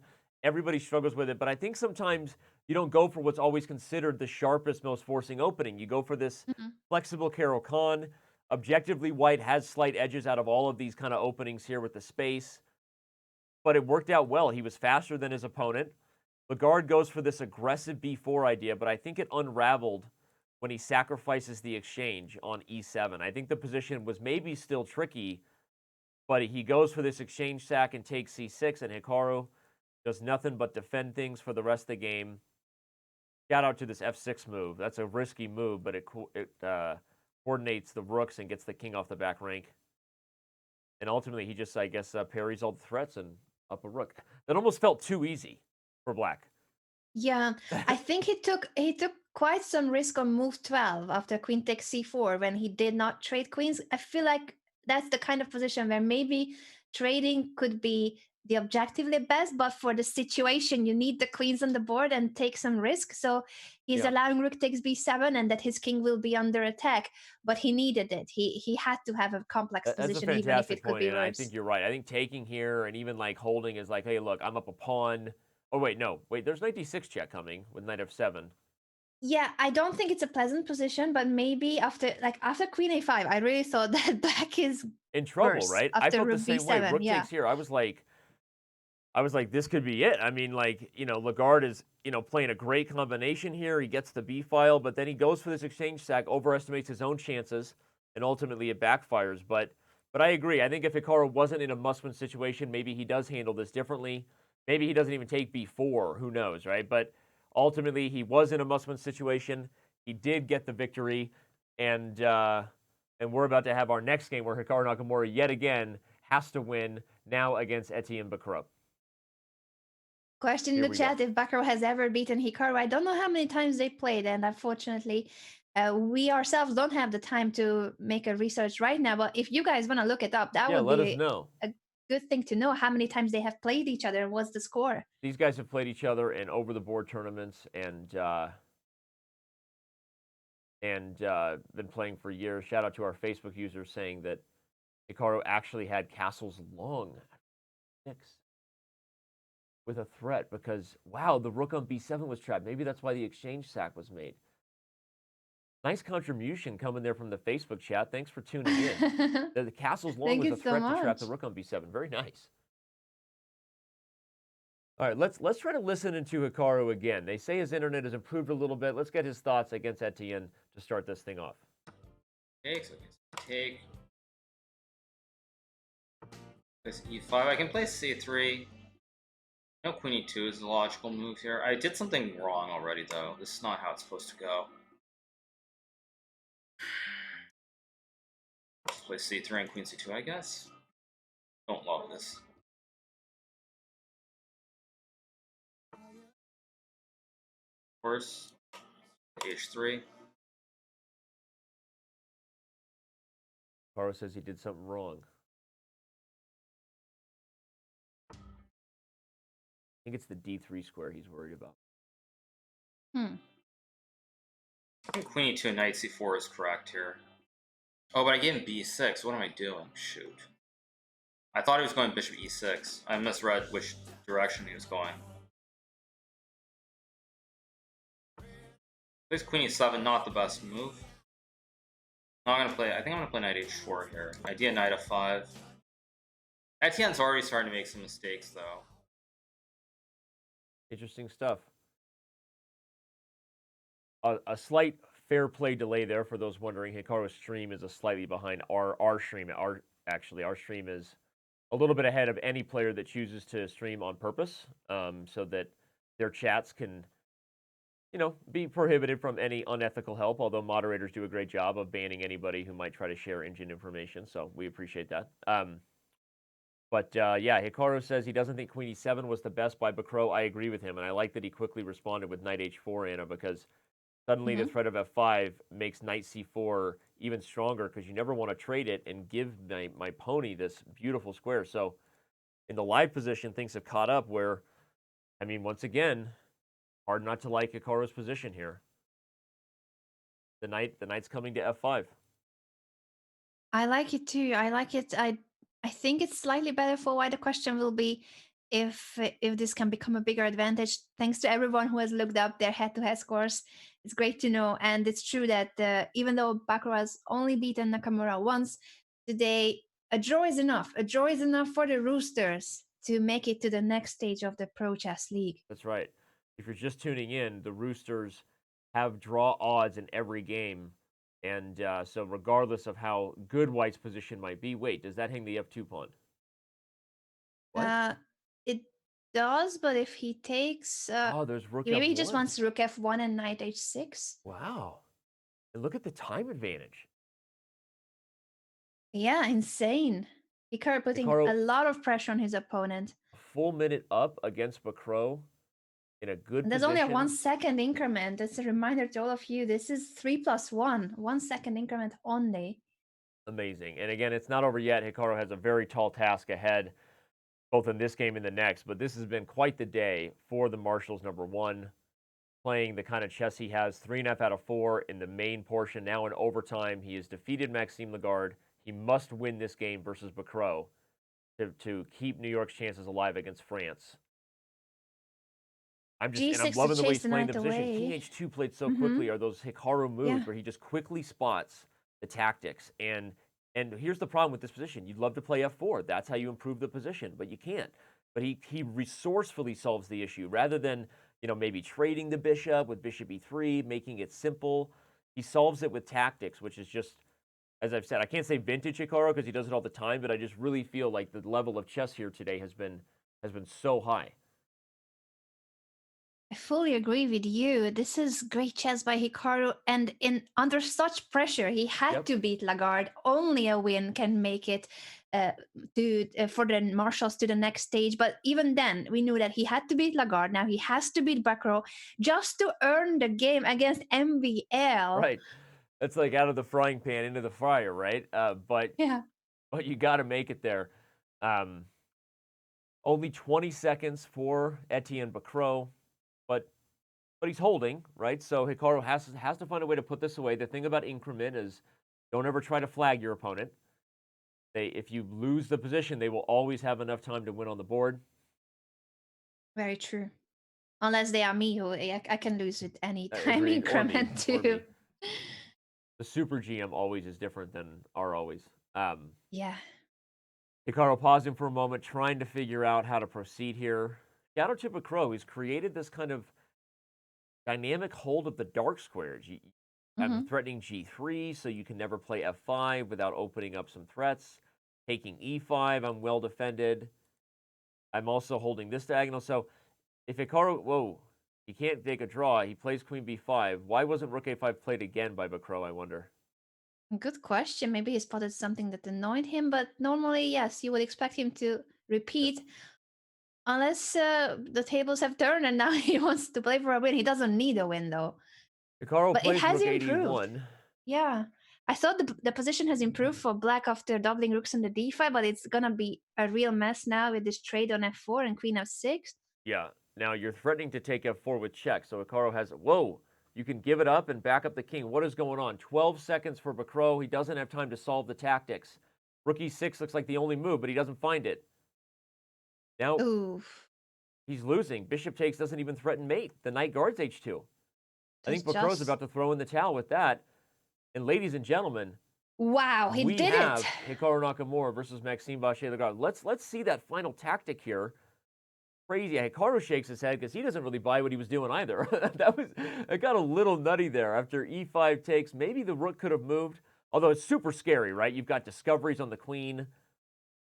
But something like knight d4, and black can actually take with a tempo on the queen and then take here, and it's not so simple. So maybe Insane. Hikaru does smell blood, though. He saw his opponent with almost 10 seconds and goes for the most dynamically challenging lines. It pays off. Bokro forgets that there's no threat of checkmate here. The knight guards it. He throws in the towel. And OMG snaps. How long have I been on camera? I was just a fan over here, not even paying attention. What is going on? Are we going? Are we taking a break? What are we doing? I am just someone take the wheel here. I still can't believe that this has happened. First of all, the marshals were winning the classical portion of the Pro Chess League. We are in the tiebreaks because there was a mouse slip, there was the flagging, there was a failsafe going for a simplification in a dominating position. So many details that turned out in favor of the Roosters in the final moment. And now what we are witnessing is that Hikaru has taken down Lagarde, Bokro, and will now face Maxime vachier-lagrave, always in a must-win situation. So now board one versus board one. In case of a draw, they will keep playing until one of the players wins and makes their team qualify. I'm just speechless right now. This has been super exciting. It's literally as much chess as we could have asked for, unless they draw, right? And give us another game. I'm hoping for many draws. I'm hoping for many draws, right? Keep us here all night. But Hikaru Nakamura has put the marshals on his back. A 3.5 out of 4 performance combined with, so far, what has been a perfect overtime portion. But he gets rewarded by the Frenchman with 3 names who, as I said, if this was a Speed Chess Championship match, we would be bringing up those power rankings. MVL is one of the best all-time performers in the 3-minute portion. He might even be second behind Wesley So as far as the way we measure it, not just their scores, but also the accuracy. We use our cap score to compare them almost to against their own sort of perfect play. Are they matching up with engines? How would they be with a result blind kind of system, right? Where we just measure their perfection. I can't get into more of our algorithm. I've probably already said too much, but we can say that Maxime has played some of the most accurate blitz chess ever in the 3-minute portion. And so, but Hikaru is a champ in these time controls and formats for a reason. So he has been having a great day. I think in terms of play, regardless of what happens here, I think Hikaru has played probably the best chess overall today of anybody. But can he do it one more time? Can't wait to find out. Our potentially last overtime game is about to happen. This is it. This could be the final game. As you guys know, Hikaru is streaming on his channel. Right. The France Roosters are also being broadcast by Kevin Bordy, the captain, in French here on Twitch. So you can check those broadcasts out or stay with us. Why not stay with us? We have both face cams on. Hikaru with a bit of a dance moves, bit of a head bobbing. When is the figure coming out, Danny? I would like a little figurine of Hikaru. I think Danny's organizing it already. There will be an arrangement for those to come out one day, maybe one day. But as for now, this is it. This is the final game, potentially the final game. The player that wins this game will make their team move on to the next stage of the Pro Chess League to face the Armenia Eagles, while the other team will be eliminated from the playoffs. OMG. If you're looking at a way to be flexible, you're looking at Maxime's opening approach here, trying to keep theoretical options alive as one of the advantages of these structures. You haven't committed to anything. You can play for d4. You can play for a3 and b4. And black has to keep his options open too, because you're not aware of the plan white might choose. It makes it very awkward. So these positions are still very unclear until one side commits to a plan, and then we start to see the race happen. d4 has been pushed, and after the trade, bishop b4 and e5. It does not matter for Maxime that the rook on e1 is hanging. He goes for this attack on the f6 knight. A very complex line, but does this work if d takes? He takes back with the pawn. I'm starting to doubt whether this all can work out, but let's see. If bishop takes e1, the queen on d1 is hanging, so will he then take on d8? Hmm. I wonder if this is an actual preparation. No, I don't think so. It's only move 13, so it could still be a line that MBL has looked at, but Well, it's better for I'm black doubting it at now. the same time. Yeah, if it's better for black, it would be either a very deep preparation where our engines are not showing how good it can be, or it's just he has made it up. He's being really creative. The knight comes back to d5. I think the main point is you have to keep control over the center because of what white's pieces can do if e6 is punched through. We've got rook and bishop lining up on tactics here. Bishop to d2 played, now knight to b6, trying to make trades. I think that, again, if you were looking for interesting chances here for black, this makes sense. At least Hikaru's in a position now where a draw doesn't send him home if you're looking at his last 3 games. Yeah, that's an improvement from the earlier situation he was in.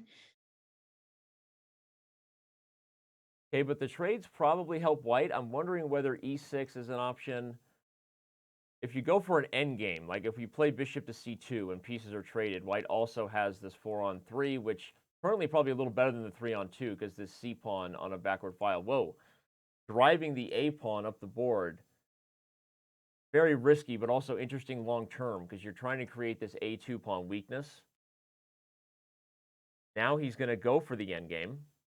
But I feel like it's very dangerous for black if somehow white gets the c-pawn first and we open up the second rank, 7th rank.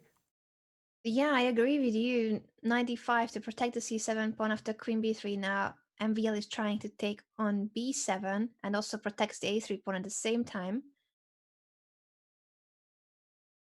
Queen to d7, I think, was E6. not the best move. e6 now Nice. played to open up e5 ideas. Whoa, knight e5, but he's giving up the e-pawn rather than knight d4 to maybe try to win it back. Yeah, I thought he was Super going to try risky. to win it back. This is bold. But still very close to unclear. If the queen comes to a4, you would trade and play knight d7 and win the e6 pawn. So both sides still kind of jockeying for position here.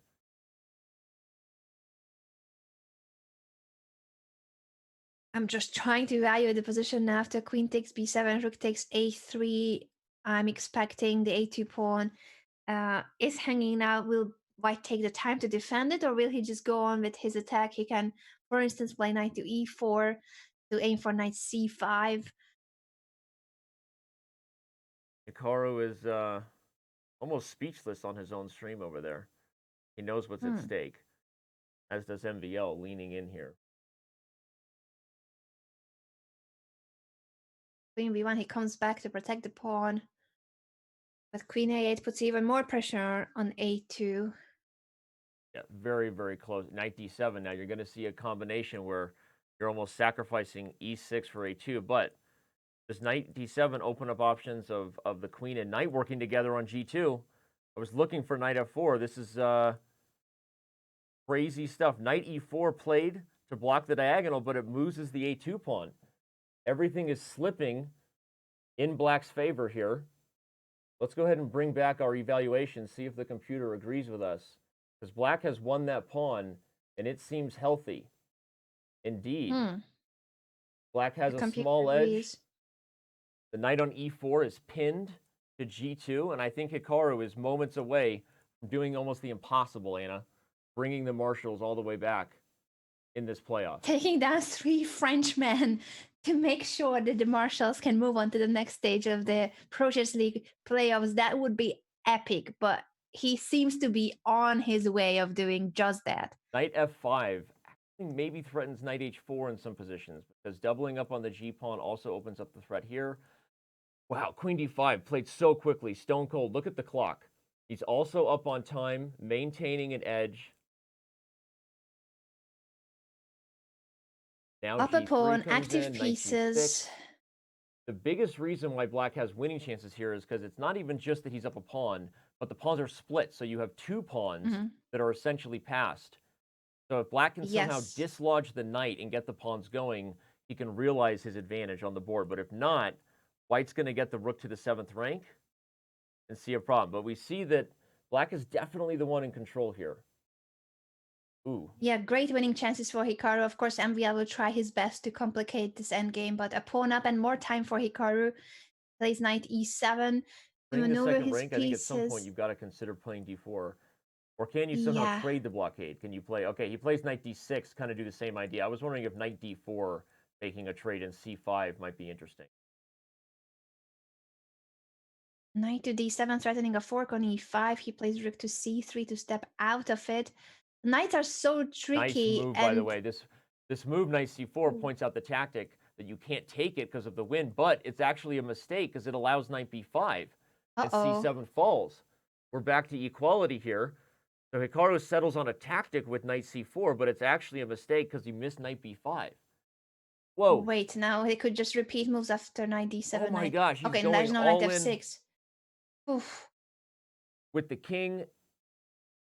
I have no idea who's better here anymore, but it has turned around. What happened? What? Oh my gosh! MVL MVL lost on time. I wasn't even paying attention. Just the moment when the engine was already showing a better position Just for as white. everything had slipped. Oh my god, and Hikaru we see the delayed reaction of his stream. Hikaru gives the oh my god. Insane. Oh my gosh, and France's chances come to a screeching halt on the clock. With their top player losing on time by the moment he already escaped from the bad position he had. And the bobblehead Hikaru comes out. What in the world happened there? Because the critical moment was really right here. Hikaru had an edge, and the computer agreed. The question is, how do you get these 2 pawns going? But Maxime made it super difficult on a practical level with all these threats. So Hikaru thinks, all right, maybe there's a trick here. I play knight c4. You can't take c7 because I have knight e3 check, winning the rook. But it was actually a blunder, and knight b5 hits the rook along with the pawn, and suddenly the evaluation changed. Not only was it equal, but white was suddenly in a position to maybe get an advantage because of the rook and knight working together against the king. But all that didn't matter, because you gotta watch the time. OMG. Wesley so in the chat on Chess.com saying even though Miranda tried to help the French as much as possible, he failed. Congrats, New York. I'm guessing that's just a friendly banter there by Wesley. And Wow. also we have a behind the stage information that why all this drama happened, Hikaru was simply singing to Stacy's mom. You know that song? Well, you know that Stacy's mom has got it going on. Did you know that? Okay, I didn't know if you knew that. She might be the girl for me after this day by Hikaru Nakamura, because if he endorses that song, Stacy's mom has got it going on. Hikaru Nakamura completes the impossible. If you're just tuning in, it's an 8-8 score at the end of regulation, but we had overtime. And after everybody on that list played blitz against everybody, in the end, Hikaru Nakamura is the last man standing. He defeats Maxime vachier-lagrave. We are going to take a very, very quick break. When we return, we will have an interview that should be legendary, along with our final thoughts on what might be the most thrilling match, the most nerve-wracking match I've ever been a part of here in the Pro Chess League. I still can't believe it. But stay tuned. If there was one match that could rival that PCL finals, right? The Zav and Andreassian fist bump, right? This was absolutely insane. All right, more thoughts when we come back. Don't go anywhere. Pro Chess League interview and final moments. New York defeats France in overtime. We'll be right back.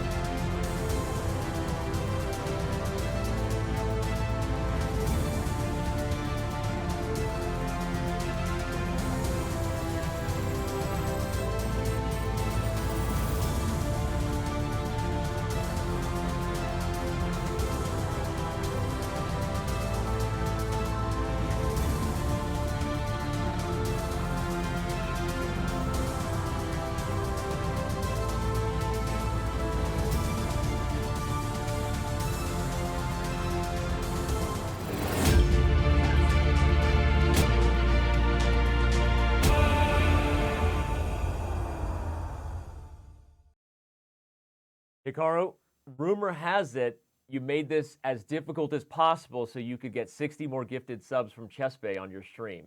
True or false? I mean, I think if you want to say anyone's at fault for that, it's definitely it's on my teammates for making it so hard on me. It definitely wasn't something that I could control. Well, in the end, it paid off. But you're right. We were talking about it, and I'll be totally honest. The storyline I was seeing was it was 7-5 last round.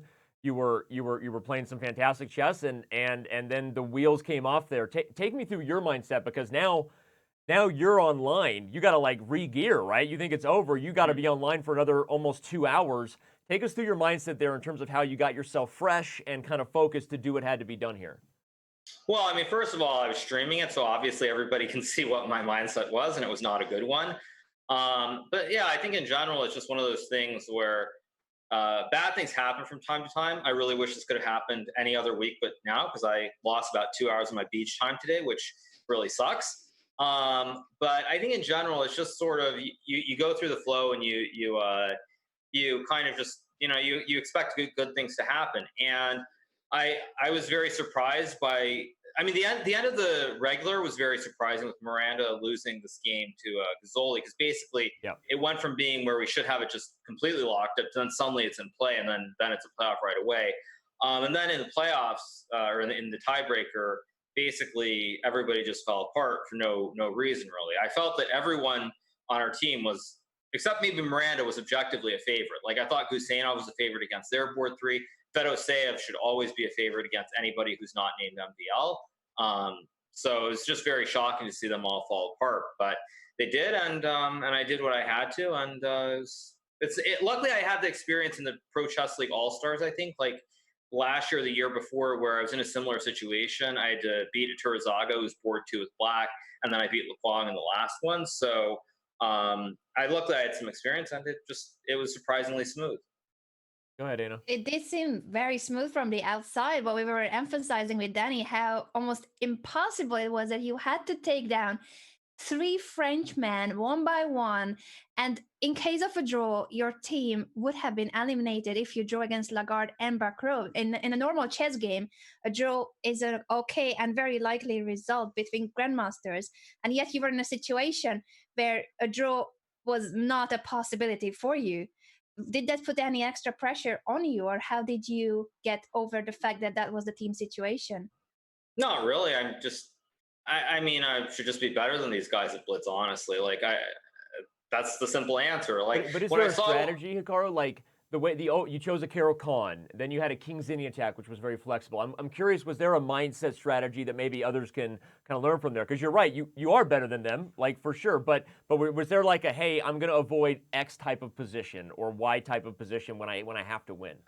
Yeah, I mean, I think against Etienne more than Maxime, because Maxime, I don't know him. I don't know his style that well. I played him one time, but I don't really know much about him. Whereas Etienne, I've played many times. I'm very familiar with his style. So with Etienne, I just didn't want to play E4, E5 or some like QGD. So that's why I played the King's Indian attack. And I was also able to remember that we played a King's Indian attack in the Paris Grand Chess Tour last year or year before.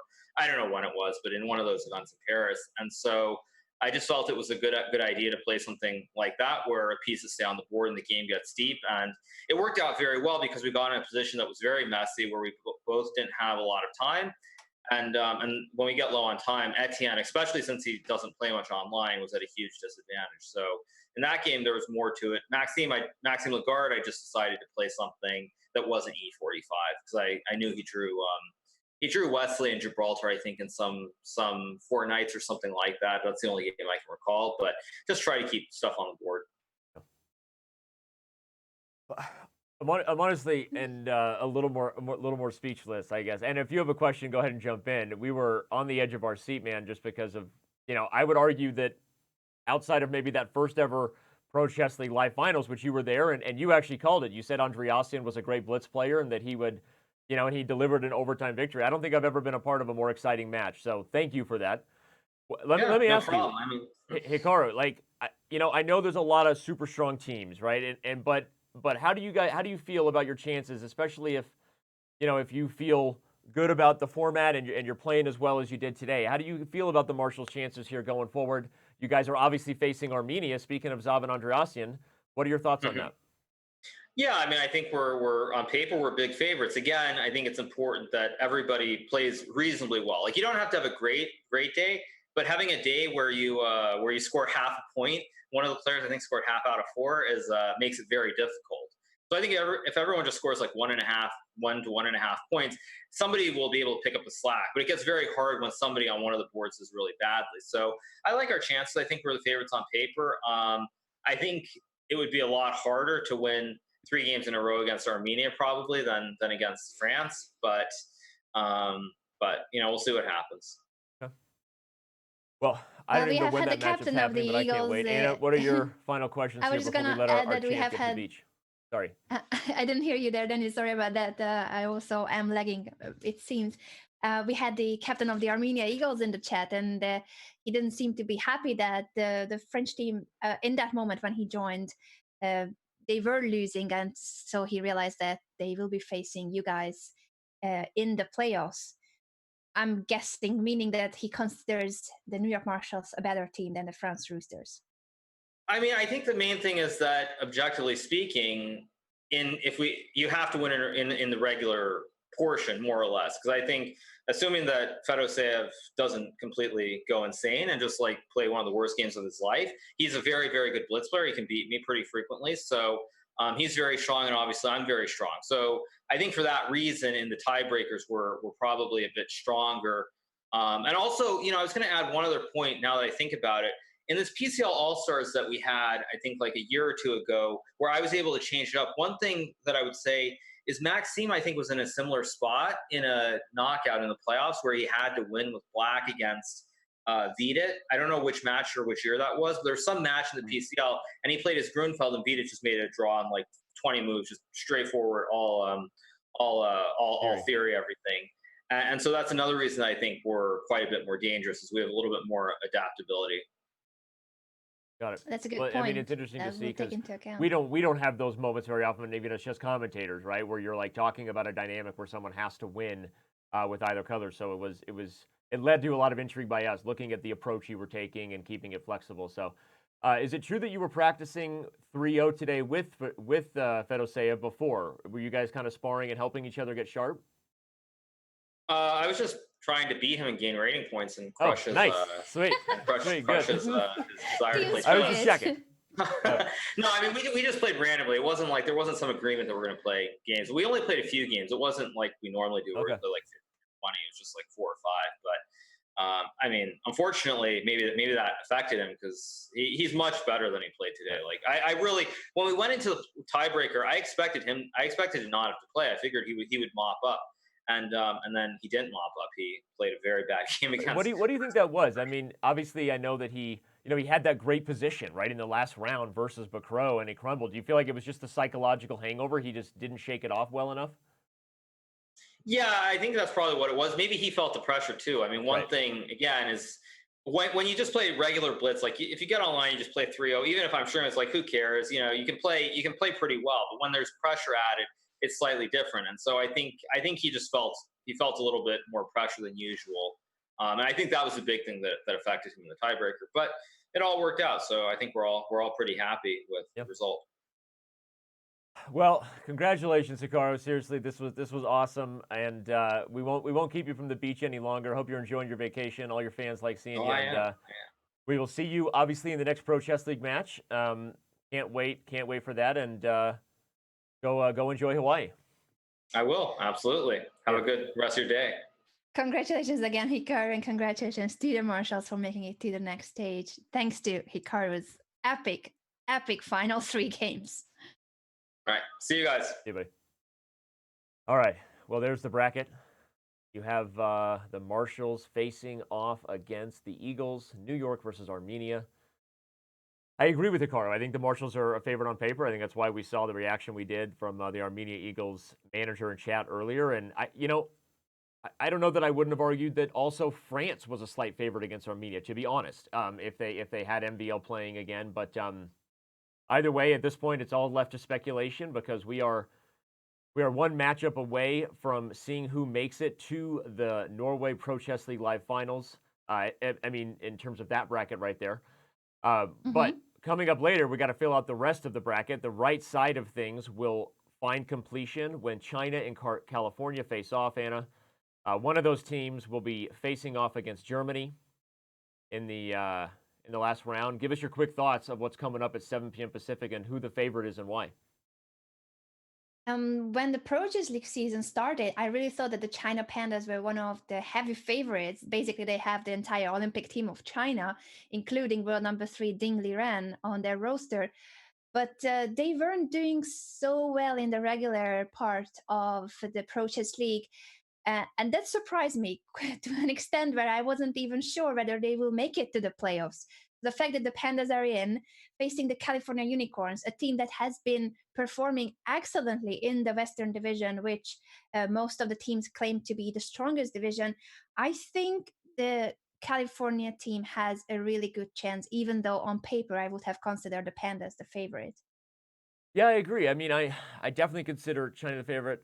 I'll put it this way. This is going to sound like a weird cop-out, but I think China actually wins that matchup going away. Or if it's close, like if it's overtime, I actually think California becomes the favorite. And I think that some of their players play a little more online. The blitz playoff, right? The nerves there that you're used to when you're in that format, right? And I can see you kind of nodding off camera, but I think you kind of hear what I'm saying, right? I think China is definitely the stronger team. So I think they either win by like, I'm going to call like 10-6. But if it's close, if it's any closer than 9-7 and we're in a coin flip, look for California's chances there in the blitz or in those final games there. I agree with you fully that it could be a close match and we could see an upset by the Unicorns. But that's coming up in about 5 hours, if I'm correct, with Robert Hess and Alexandra Bottes taking over for the commentary. And before that, I think we'll need a shot from Studio C. And how's your basketball going nowadays, Danny? Going okay. The team is we're in the playoffs. They're they're finding themselves right now. Eighth graders are going through interesting time in their life at the time, right? So sometimes you're dealing with teenage boys and focus can be an issue, but overall I feel like if we execute, we play a 1-3-1 defense. And a very fluid offense. I call it a motion offense. Lots of picks and rolls, lots of cuts, lots of give and goes. So my team, if they execute, I feel like we're one of the best teams in our division, but we'll see. It's been a season of valleys and peaks. Good to have some updates on your basketball coaching as well. And a big thanks to all of you guys for joining us for today's epic battle. I thought it would be a close match, but I didn't expect overtime. And I certainly didn't think that the impossible was going to happen, first of all, with the Roosters tying the score in the regular portion, and then Hikaru Nakamura taking down one by one the whole French team. Honestly, I know Hikaru kind of downplayed it, and obviously he is good. He's better than his opponents. But to me, I mean, that was a very difficult task, and combine it with what was fantastic chess by him in the major portion. This was one of the better individual Pro Chess League performances I can remember. Regardless of whether Hikaru downplays it, I think it definitely goes down as that. So amazing stuff there by the 5-time U.S. champ. Congratulations, by the way, to France on a great season. We haven't really said that, but it was heartbreaking to say the least. You come all the way back on a comeback to fall short. Kevin Bourdie, Blitzstream does such a great job for the chess community, the French-speaking chess community. And they have had the best team video. That is clear. By far, we will lose out on some of their viral content, but they will be back next year for sure. So, all right, speaking of being back, we will be back at it tomorrow. Well, Alexandra Bottes and Robert Hess will be back at it tonight. I will be back at it tomorrow.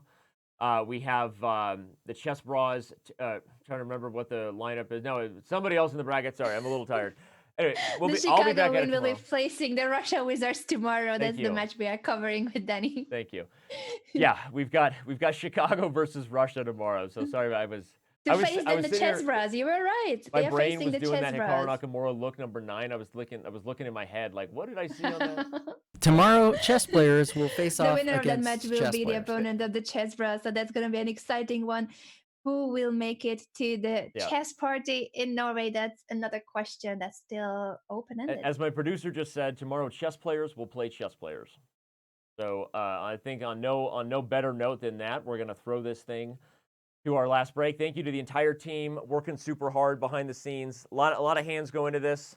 We're glad you guys like it. Glad you love it. The Pro Chess League is rocking and rolling. More playoff action tonight and tomorrow. For my partner, Anna Rudolph, and the entire production crew here, thank you so much, and we will see you next time. Thank you, everyone, and see you very soon.